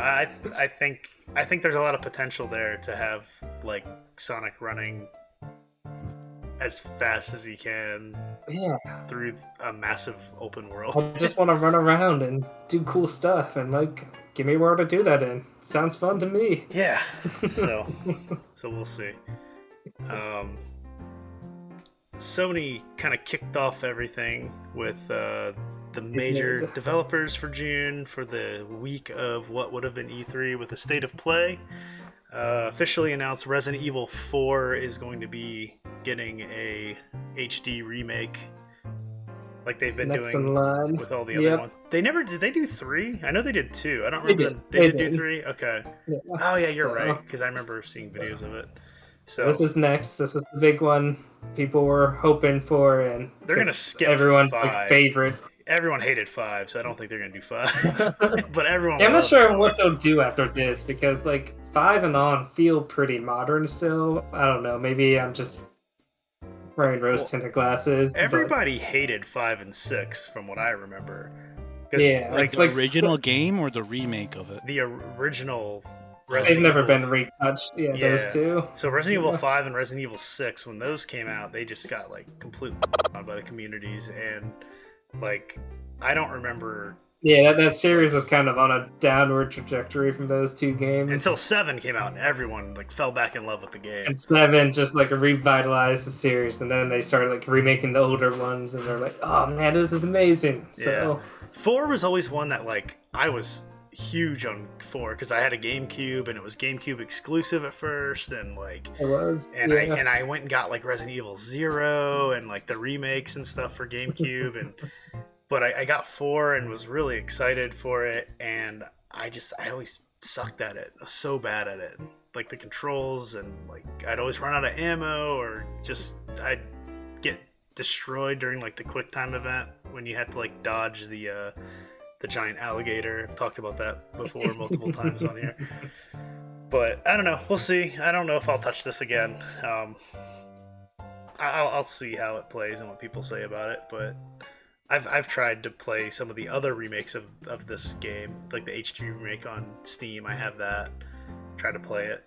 Terrible. You haven't tried any of the like new ones yet, have you? I haven't. And I beat Resident Evil 1, 2, and 3. Like back in the day on PlayStation 1, and I played like Code Veronica on Dreamcast, stuff like that. But yeah, I never. 4 was pretty much when I fell off the series, and that's like the one everyone says is the best. So, but like 2, I beat 2 multiple times. Like I even beat it like fast enough to unlock like the tofu mode, where you actually just play as like a big block of tofu. It's like stupid, but you had to beat the game like I think you had to beat it twice under 2 hours or something like that. But I remember doing that as a kid, and like I don't know, I was really big into that. And I'll never forget the first time I played like the first Resident Evil in general, like with surround sound in the dark, and the dogs jumped through the windows and scared the crap out of me. Like that was just crazy. So I always have a soft spot for Resident Evil, but I just never play it. Like I never again, I fell off at 4, and I just never kind of went back to it. As much as I want to play 7, I have it, never played it. I want to play it in VR, but it's not on PC in VR. Mm-hmm. So if I ever get a PlayStation VR, maybe I'll check it out. I'm surprised we didn't get any PSVR 2. Yeah, they gave us, which was like what there was supposed to be a focus in the direct, and it was not. It was supposed to be the focus, but all they did was talk about like upcoming games for PSVR, but they never talked about the hardware itself or the controllers or anything. Like I'm so curious about it. I want to know. Yeah. don't know what's going on with that. They gave the first look at Street Fighter 6. It's Street Fighter. I don't know. I don't have much to say about that. I thought it looked interesting. Like, I'm not into fighting games, but it definitely seems like it's got its style back. It's interesting in the fact that, like, all the characters, it's like the same characters we know, but they're not the same characters we know. Like, Ryu did not look like Ryu that I know. Ken wasn't Ken, and it's like a weird. I don't understand it. It's like modernized. It seems open worldish, also. Like that was the other part that looked interesting. Yeah. Like, you can like make a fighter and have them roam around fighting people with like bags on their heads. I don't know. Yeah, I don't know. I just think it's funny how like they end up showing in like Summer Game Fest. They showed more Street Fighter 6, and they're like, guess what? Guile's gonna be in the game. Well, no, like one of the biggest characters in Street Fighter. Like, he's not gonna be there. Come on, like, yeah. I don't know. Just stuff like that. It's kind of like you really had to make an announcement trailer for that. Like, I don't know. But again, I'm not a Street Fighter guy. Like, I was when I was, Street Fighter 2 Turbo. That was like the last time I really cared about Street Fighter, or Championship Edition on Genesis. But I don't know. Stray. Yeah. They showed Stray. They showed more Stray. Got that release date, so now we know it's coming soon. It's coming to PlayStation Plus. PlayStation Plus Extra. And it looks good. It looks like a fun puzzle game. And yeah, the more I see, the more I'm looking forward to that one. The world looks so interesting. Yeah. It looks very, like, I don't know, looks very well done as far as like, just like, I don't know, different, like fresh. I don't know. Yeah. I hope it sucks, but I think it's gonna do good. Only for the sake of your fantasy team. Yeah. So. And then they gave us some Final Fantasy 16 news. Yeah, that's how they ended their state of play. And yeah, Final Fantasy 16 coming next summer, 2023. They gave a date for that, and I'm getting more intrigued the more I see of this too. Like, they were just showing all the summons off, weren't they, in the trailer? Yeah, that was a big focus. Yeah, which is interesting. Like, they seem to be giving the summons more of an emphasis active role in the story. Yeah.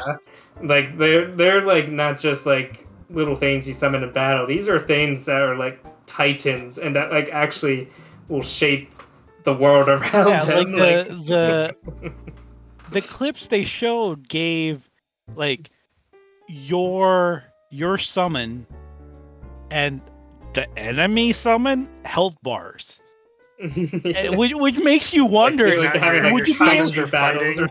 Yeah, like, is it like some sort of like kaiju battle that's going to end up happening? And if that is, that's pretty awesome. You piqued my interest. Yes. Yeah, because like the last Final Fantasy like full like title, I'm not counting Final Fantasy 7 Remake. Was 13. Wait, you skipping the Backstreet Boys? Yeah, like 14 was online, right? 15. Yeah, this edition never skips the Backstreet Boys. Come on. That's true.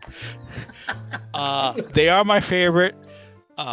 Anyway, so 15, like I played the demo of 15 and I just could not get the fighting down. Like the battle system just did not mesh right for me. So I just like gave it a pass. But I do have it on the PlayStation. I think it was a free download or something. It was a free game, and I tried it too, but then I realized I don't care anything about those characters, so I stopped. I remember people were like, because there's a movie or something for it, and people were like, it's not a good game if you need to watch the movie to understand. You gotta watch the movie to understand what the heck's going on. Yeah, so if this is 16, right? Or 15? Yeah, so this is 16. Yeah. So I'm hoping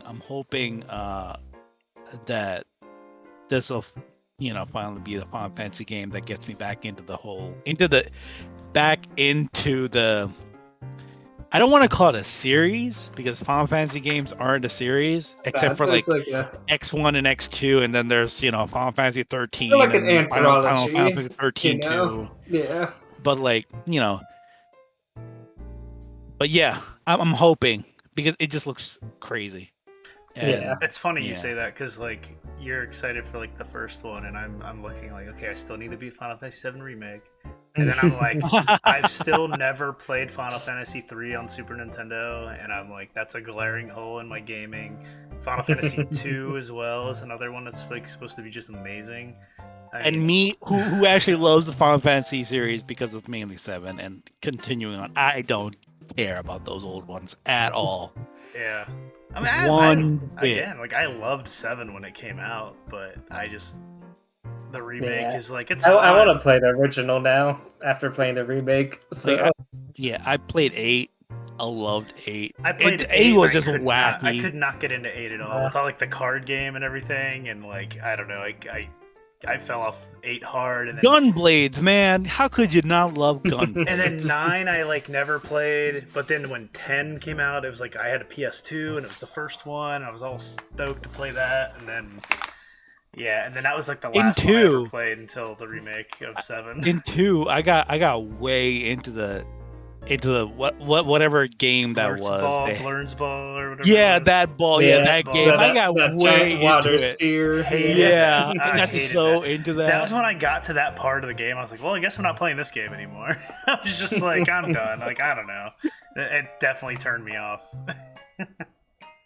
And then they changed the entire like combat system in 13, wasn't it? When they changed 14 or something. No, 12. 13 was online. 13 was an online one. Yeah. In 12, they changed like the combat system, and I just couldn't get into it. But yeah. So all right, bit of a tangent. And then Remake brought me back. Yeah. Cool. All right, so then the next week we had our Summer Game Fest from Jeff Keighley, and we went over. Really didn't have much. No, for as long as the show, it was like a 2.5 hour show, and there was like really like 2 games out of it all that I was excited for, and that was that American Arcadia game looked cool to me. That was like like the Truman Show. You're trying to escape a like fake world, and somebody's on the outside trying to help you on the inside. Like, I don't know, it looked really, really cool. It was Truman totally Show Truman meets Show. like inside gameplay. Yeah, that looks fun. So I'm definitely down to check that out. Although they gave another look of that in a different showcase. I forget what the other one was, but it looks cool because you play as like 2 characters. One is like the inside gameplay, like the side scrolling, and the other is the characters trying to help them escape, and it's like all first person, and they're like going through offices and stuff. So that's kind of a cool back and forth. I don't know. It makes me even more interested. Yeah, that looked really cool. I didn't see that, but I remember you telling me about it. Yeah. And then they dropped the Cuphead DLC, which I completely forgot about until this show, and then forgot about it again until it came out yesterday or 2 days ago. But yeah, looks amazing. Looks amazing. Sucks it doesn't have online, but we'll just have to meet up and play sometime. And the most absurd thing was that they ended this show on Last of Us. They're making a remake of Last of Us, which was just remade on PS4, which was a remake of a PS3 game. Yeah. Now this is a remake, which I don't know. Does a PS3 game need to be remade? I don't know. Like, well, no, it's not even that. Like, it's a PS3 game that was remade on PS4, and now it's being remastered on PS4, and now it's being remade. Like, I don't know. Like, you could play this game right now on your system, current gen. Like, yeah, it's so weird to me. But I don't know. Whatever. I'm sure people will buy it. People were excited for it, said they'd buy it, but there are people who buy like sharpened like old games. It's the same pixels and everything. It just looks sharper. Or it's like HDified, but it looks exactly the same. I mean, people buy those, and it's like, and I understand that you understand. See, that's because I do it. Hypocrisy. No, I understand that I do it, but it's just kind of like it's so weird. It's like I feel like it's the they haven't changed recency and the frequency, like how much they are doing the this game's game. like 8 years old and it's been remade twice already. That's the thing that's crazy about it to me. Like, I think the game came out in like 2012 or 2013 originally, something like that. And this is going to be the third remake of it, or third version of it, which is just crazy. like it's not even technically retro. Like a retro is like when you hit the 10-year mark. And it's like just there, and they're making it 3 times already. It's nuts. Yeah. So, yeah. But anyway, I don't have anything against the game. My only like kind of quibble with it is that it's being called The Last of Us Part 1, which I kind of get for marketing. They want to entice people to buy Part 2. But it's just gonna feel so bad sitting that on your shelf if you don't have Part 2. And it's just like, The Last of Us by itself tells a good story. It doesn't have to be, it shouldn't have to be like tied to part 2. Like, it should be a complete game on its own. I don't like just the naming convention. I agree. It did end in a way that, yeah, but no, like, it did. It told its own story. If you want more, I don't fault there being a part 2, but like, I feel like it tells a perfect story on its own. So yeah, yeah, that's what a lot of people say. So right after that, they went to the Day of the Devs, and I did not watch any of that. Patrick, updates. Oh, that's right. Yes, there were actually a lot of cool little indie-looking games in that. So if you get the time to watch it, it's, I think, worth watching. But I'll try to highlight just a few. One which you might have heard mentioned on like NVC and stuff. This little game called Time Flies. I watched that.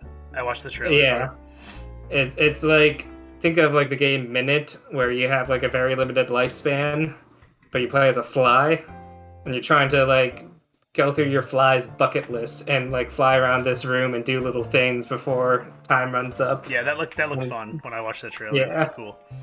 It just has a fun, like, quirky sense of humor and just kind of puzzle solving. It looks cool, very unique. Land of Lana looks gorgeous as always. I can't wait for that game to come out. It's supposedly still coming out this year, though it doesn't have a date.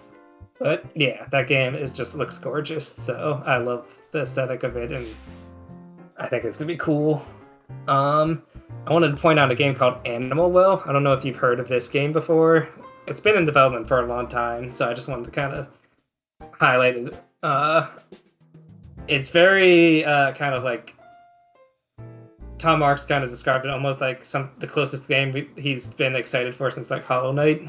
Okay. And that is like a Metroidvania with like lots of different like optional ways of like exploring routes and solving puzzles, and it's just a very unique, and it's all like very like retro like pixel art, but the way that they're doing it is really cool. How it kind of have lighting effects and stuff too with it. Yeah, never heard of this.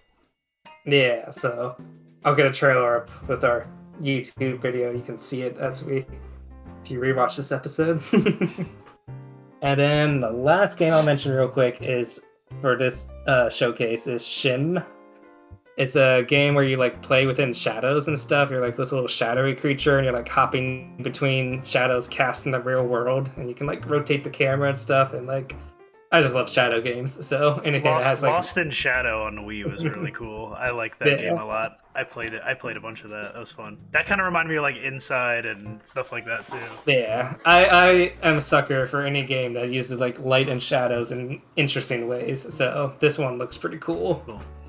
Then we had the Devolver show. Yes. Yeah. Which they always do their weird and quirky showcase that is usually less about the games and them just being weird. But they did show one new game that looked really cool. I showed you the trailer for this. Yeah, I actually forgot.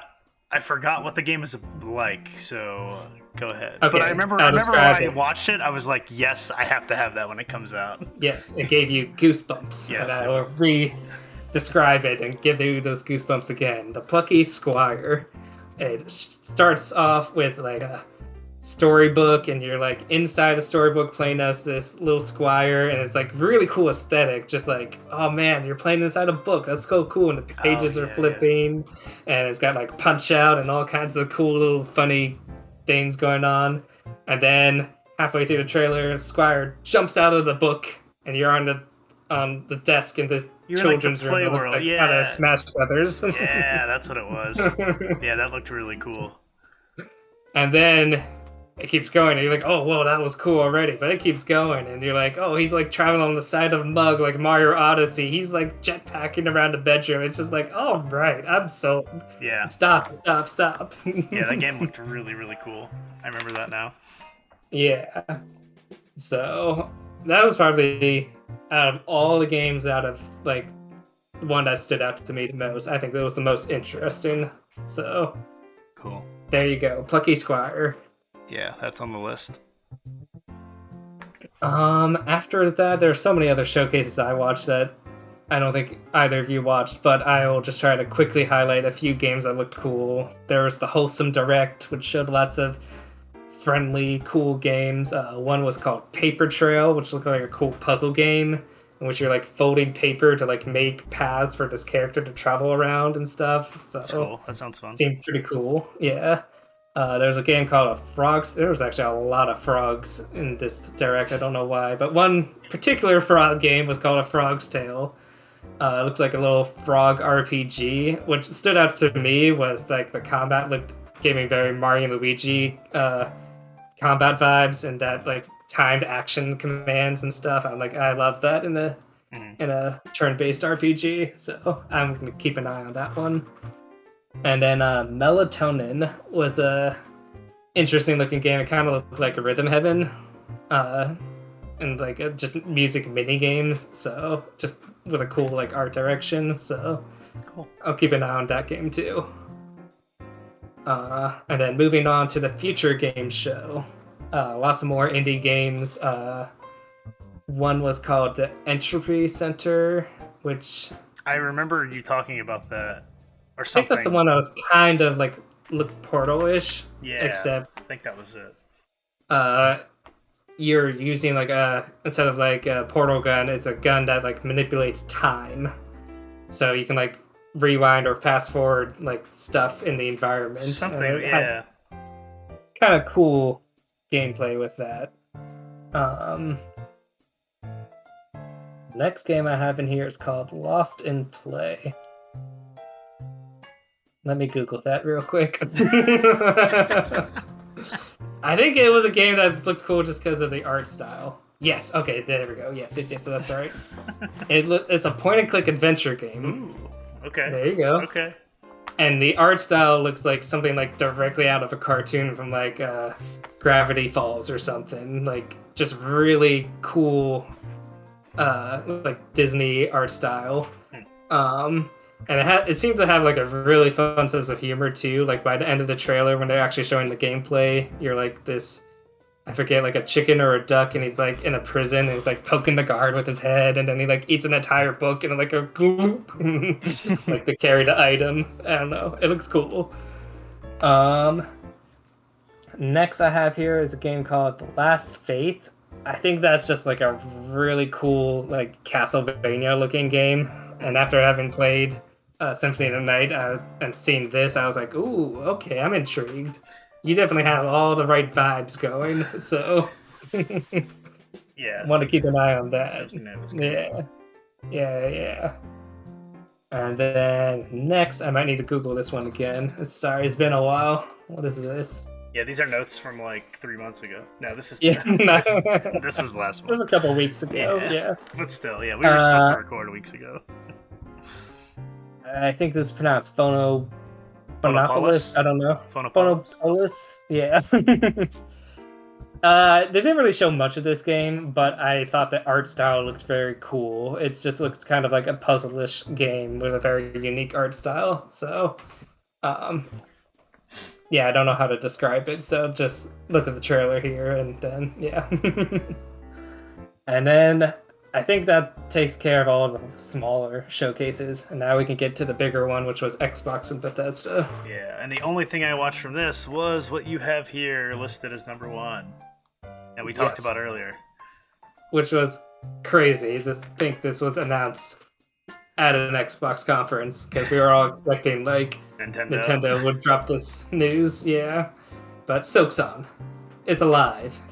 And it's coming within the next year, and it looks fabulous. I can't wait for this game. Oh my gosh. Yeah, it looks good. Looks good. I'm excited. It's definitely excited. That's the only thing I watched. As soon as I heard Silksong, I was like, okay, and I just Googled Silksong trailer and immediately watched it and was like, all right. Dang, I need it now. I need Nintendo to like announce a shadow drop so we can start playing it. That's exactly what we thought we were gonna get. We thought we were gonna get a direct that showed that, and we never got a direct. And it's crazy. It's day one Game Pass. Like, I'm still gonna buy this on Switch. I know I am. I'm gonna give them all my money, but still. Yeah, it's weird that it's day one on Xbox Game Pass, yet we've always heard that this was going to be a Switch exclusive game. Switch and Steam. Yeah. So it's kind of weird that now Xbox is in here, so... They must have paid them some money to help development. Something. So... Get it out sooner. Whatever helps. Yes. A few other games I'd point out from the conference. One that had a really cool style to it was called The Last Case of Benedict Fox. It looked like a Metroidvania, but like with like an L noir detective with like Cthulhu kind of stuff. I don't know. But it just looked really cool, just super stylish. I'm super intrigued by that game.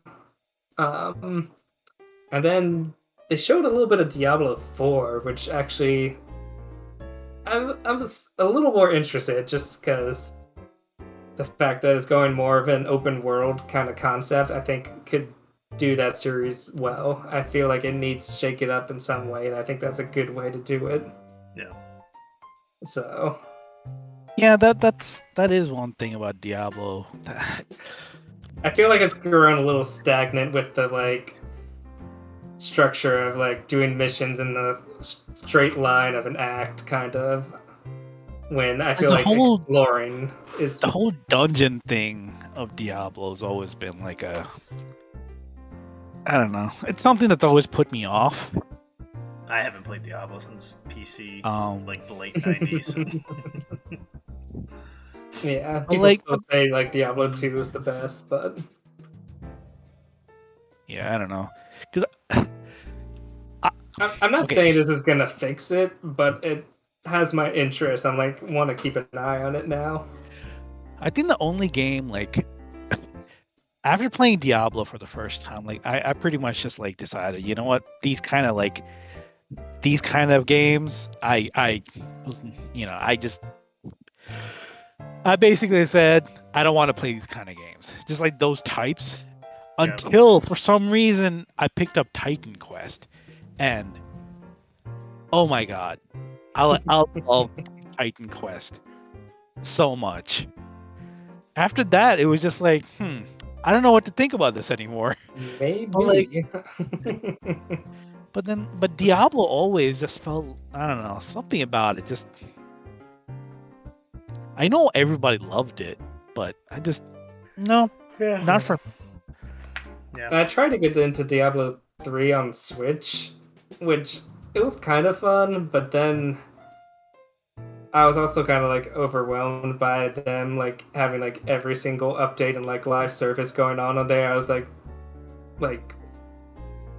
the levels and stuff, and I don't know, I was just like, okay, you're throwing too much at me all at once. I can't deal. Yeah, I was just a jerk back when I played Diablo. I used to just play online on 56k and use trainers and go around killing people and taking all their money. Taking their gold. I feel like Diablo 4 might be fun to try if you got a nice group of friends to play, like if we all did it together or something, but I don't know. Otherwise, yeah. Moving on. There's this game called Cocoon, which is from the makers of Inside and Limbo. The other person. I know they split into making two different games. One of them is making Somerville. The other one is making this game right here, Cocoon. And it looks interesting, yes. I feel like this person who split is more focused on the gameplay, while the other person is more focused on like the atmospheric experience. Mm-hmm. And this gameplay looks interesting. It's like portals within portals within portals, and you're just like moving these like egg things around cocoons, and just it looks very trippy but interesting. So yeah, good vibes from that trailer. And then Xbox decided to end its press conference with a 15-minute look at Starfield. And I know neither of you have watched it or have any impressions of it yet. My impression is I don't think they could have shown a more boring first look at this game. It literally just looks like Fallout or Elder Scrolls, but in space. Like No Man's Sky. Well, they did. That's the funny thing. The very end of the trailer, they like boasted about it, and there's gonna be 1,000 planets to explore, and I'm like, that's what No Man's Sky said, and it took 5 years to get it there. there's gonna be 1,000 planets, but none of them are gonna be interesting to explore. You're gonna have like 5 cities on like 5 rocks that are gonna be interesting. Yeah. Because literally, like the mission that they decided to open the conference with and show it was just like, we landed on this planet, and there's space pirates. Pew pew pew pew. I'm just like, what? This is how you. It looked like a more boring version of Cyberpunk, and that was already a bad game. Like, what are you doing? At least like Fallout and like Elder Scrolls have like interesting worlds. This is just like boring. I don't know. Yeah, never played Fallout. I've always heard it's interesting. I always wanted to just play the one that takes place in DC, just because it's like I know. local. Yeah. Yeah. Same. It's like the only one I ever want to go play, but still never do. But yeah, at least like the concept of Fallout is interesting. I don't know, like a dystopian world where everything is like familiar but different. Yeah. This is just like, I don't know. It's not scratching any itches. But so maybe it was good. It was delayed for you. It might have. I don't know. If only I could for drop your it. fantasy team. Yeah. So, then you talked about the PC gaming show. You actually turned me onto this. Was that there's a community-made Half-Life Alyx mod called Levitation that's coming out. And I think it's from the same people who did like the Half-Life like remake or remaster, that community team. Yeah, I heard pretty good things about. The trailer for this new Half-Life Alyx looks great. I mean, more Half-Life VR is all I could ask for after playing Alyx.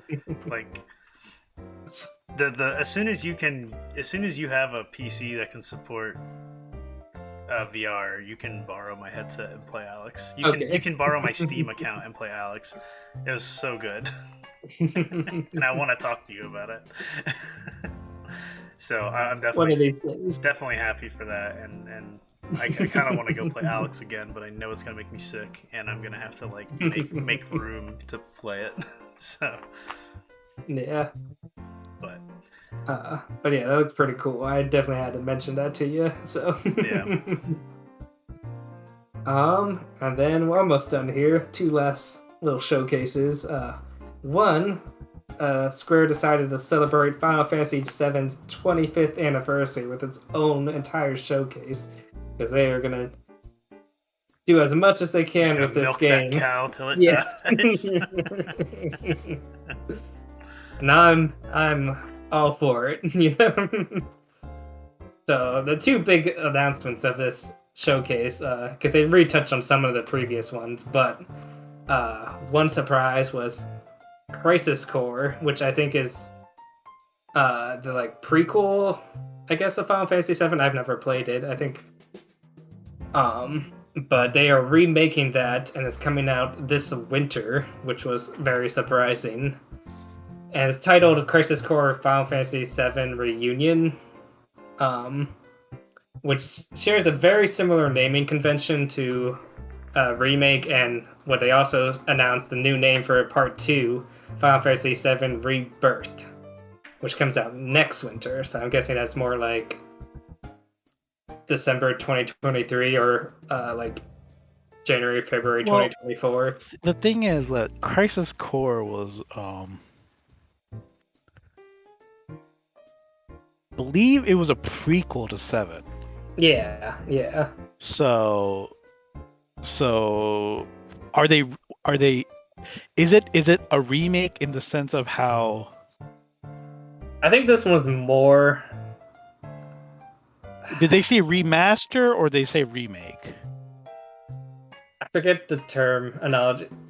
It seems more like a port, but they are making changes like to the combat and stuff. So they are like, I guess remake would be more accurate because they are making changes to it. I don't even remember. I feel like the name. I'm like actually Googling here, Crisis Core, because it sounds familiar, but I do not remember it. It's weird because like they're making changes to it, and then yet other aspects like the cutscenes you can tell are using like straight up the same animation from this. Well, I mean, it was a PSP game, so from this PSP game, that's yeah. why, PSP. Okay. So yeah. Okay, so here it is. It's a remaster. Okay. It's a remaster. Graphics will be converted to HD, including new 3D models for all elements. Game will also include newly arranged soundtrack and full voice acting for all dialogue. Well, it seems like they're doing a lot of effort. Squire's been kind of happy with their remakes lately, though. Their remasters, at least, because like Chrono Cross did not apparently do well. I feel like for this, they may do better, just because of the popularity of Final Fantasy VII Remake. And what I wanted to mention with the name convention. Yeah, exactly. They're tying it in to. I feel like the reason they're releasing this is because it's going to have some weight or emphasis in this remake series. Yeah. I think they want people to know this because it's going to have implications. Yeah. Because Crisis Core told the story of Zack. Yeah. So I might have to check this out because that's an important thing to consider when you, because if you have not played, I can't say anything if you haven't played Remake. Yeah, I gotta. But Zack is important. I think it's going to be important. So yeah, okay. Especially with what they're headed in with this remake. So. Yeah. Because what is it? It's okay. So we have Remake and now Reunion, and coming out next winter, which is what we thought would be Remake Part 2, is called Final Fantasy VII Rebirth. Right. And they confirmed that this Final Fantasy VII Remake series is going to be 3 parts. I wonder if Reunion will change the story. I mean, I know that the little blurb I see here says, converted to HD with new 3D and full voice acting. But I wonder if they'll actually add story. You know what I mean? I bet you it'll be the same game, but post credits they'll have a tease or something. Oh, you think new. So? Yeah, what? Well, it says full voice acting for all dialogue. I don't know. We'll see. I don't know. Yeah. But that's pretty much all the news. They didn't really show much of Rebirth other than kind of teasing the open world. They're like, oh yeah. Well, here we go. It looks like it's coming to everything. It's coming to everything. PC, Switch, Crisis Core, Xbox. Reunion. Crisis Core, everything. That is something surprising though. Rebirth is going to be PS5 only. I think it's not going to be on PS4 anymore. Wasn't Remake on Xbox too? Pretty sure it was. Yeah, I think so. Yeah, it wasn't Sony exclusive. Well, I think it's gonna be next gen only. I meant to say. Sorry. Gotcha. It's not gonna be PS4 or Xbox One, whatever. Yeah. Okay. They're done with those. So. Cool. Well, I guess the last thing we'll talk about real quick is the Nintendo Direct Mini Partner Direct. Yeah. So this was disappointing, as we've talked about. There wasn't really much in it, but no, not really. I guess the one thing I see you don't have here was the Return to Monkey Island is coming out as you would like that as a Switch timed exclusive. Timed exclusive. So that's cool. Kind of weird because that's definitely more like a PC, crowd. It's PC crowd game. That's where it started. So definitely interesting there. I might check that out. I've played 2 of the Monkey games. I guess there's the first 2. There's apparently a lot of them. Yeah, I played the first 2. I enjoyed them. Heard it's definitely a fun game. I mean, I love those LucasArts, Ron Gilbert.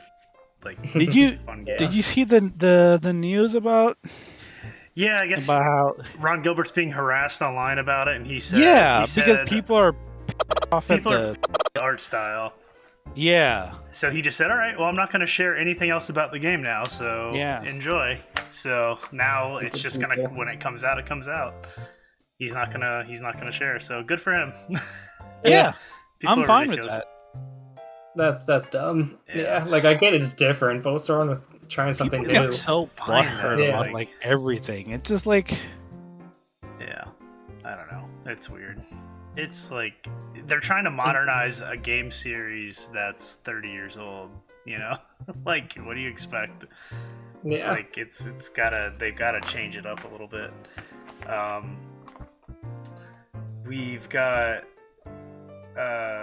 Mega Man Battle Network Legacy Collection, which was 10 games from the GBA era. I didn't know there was that many.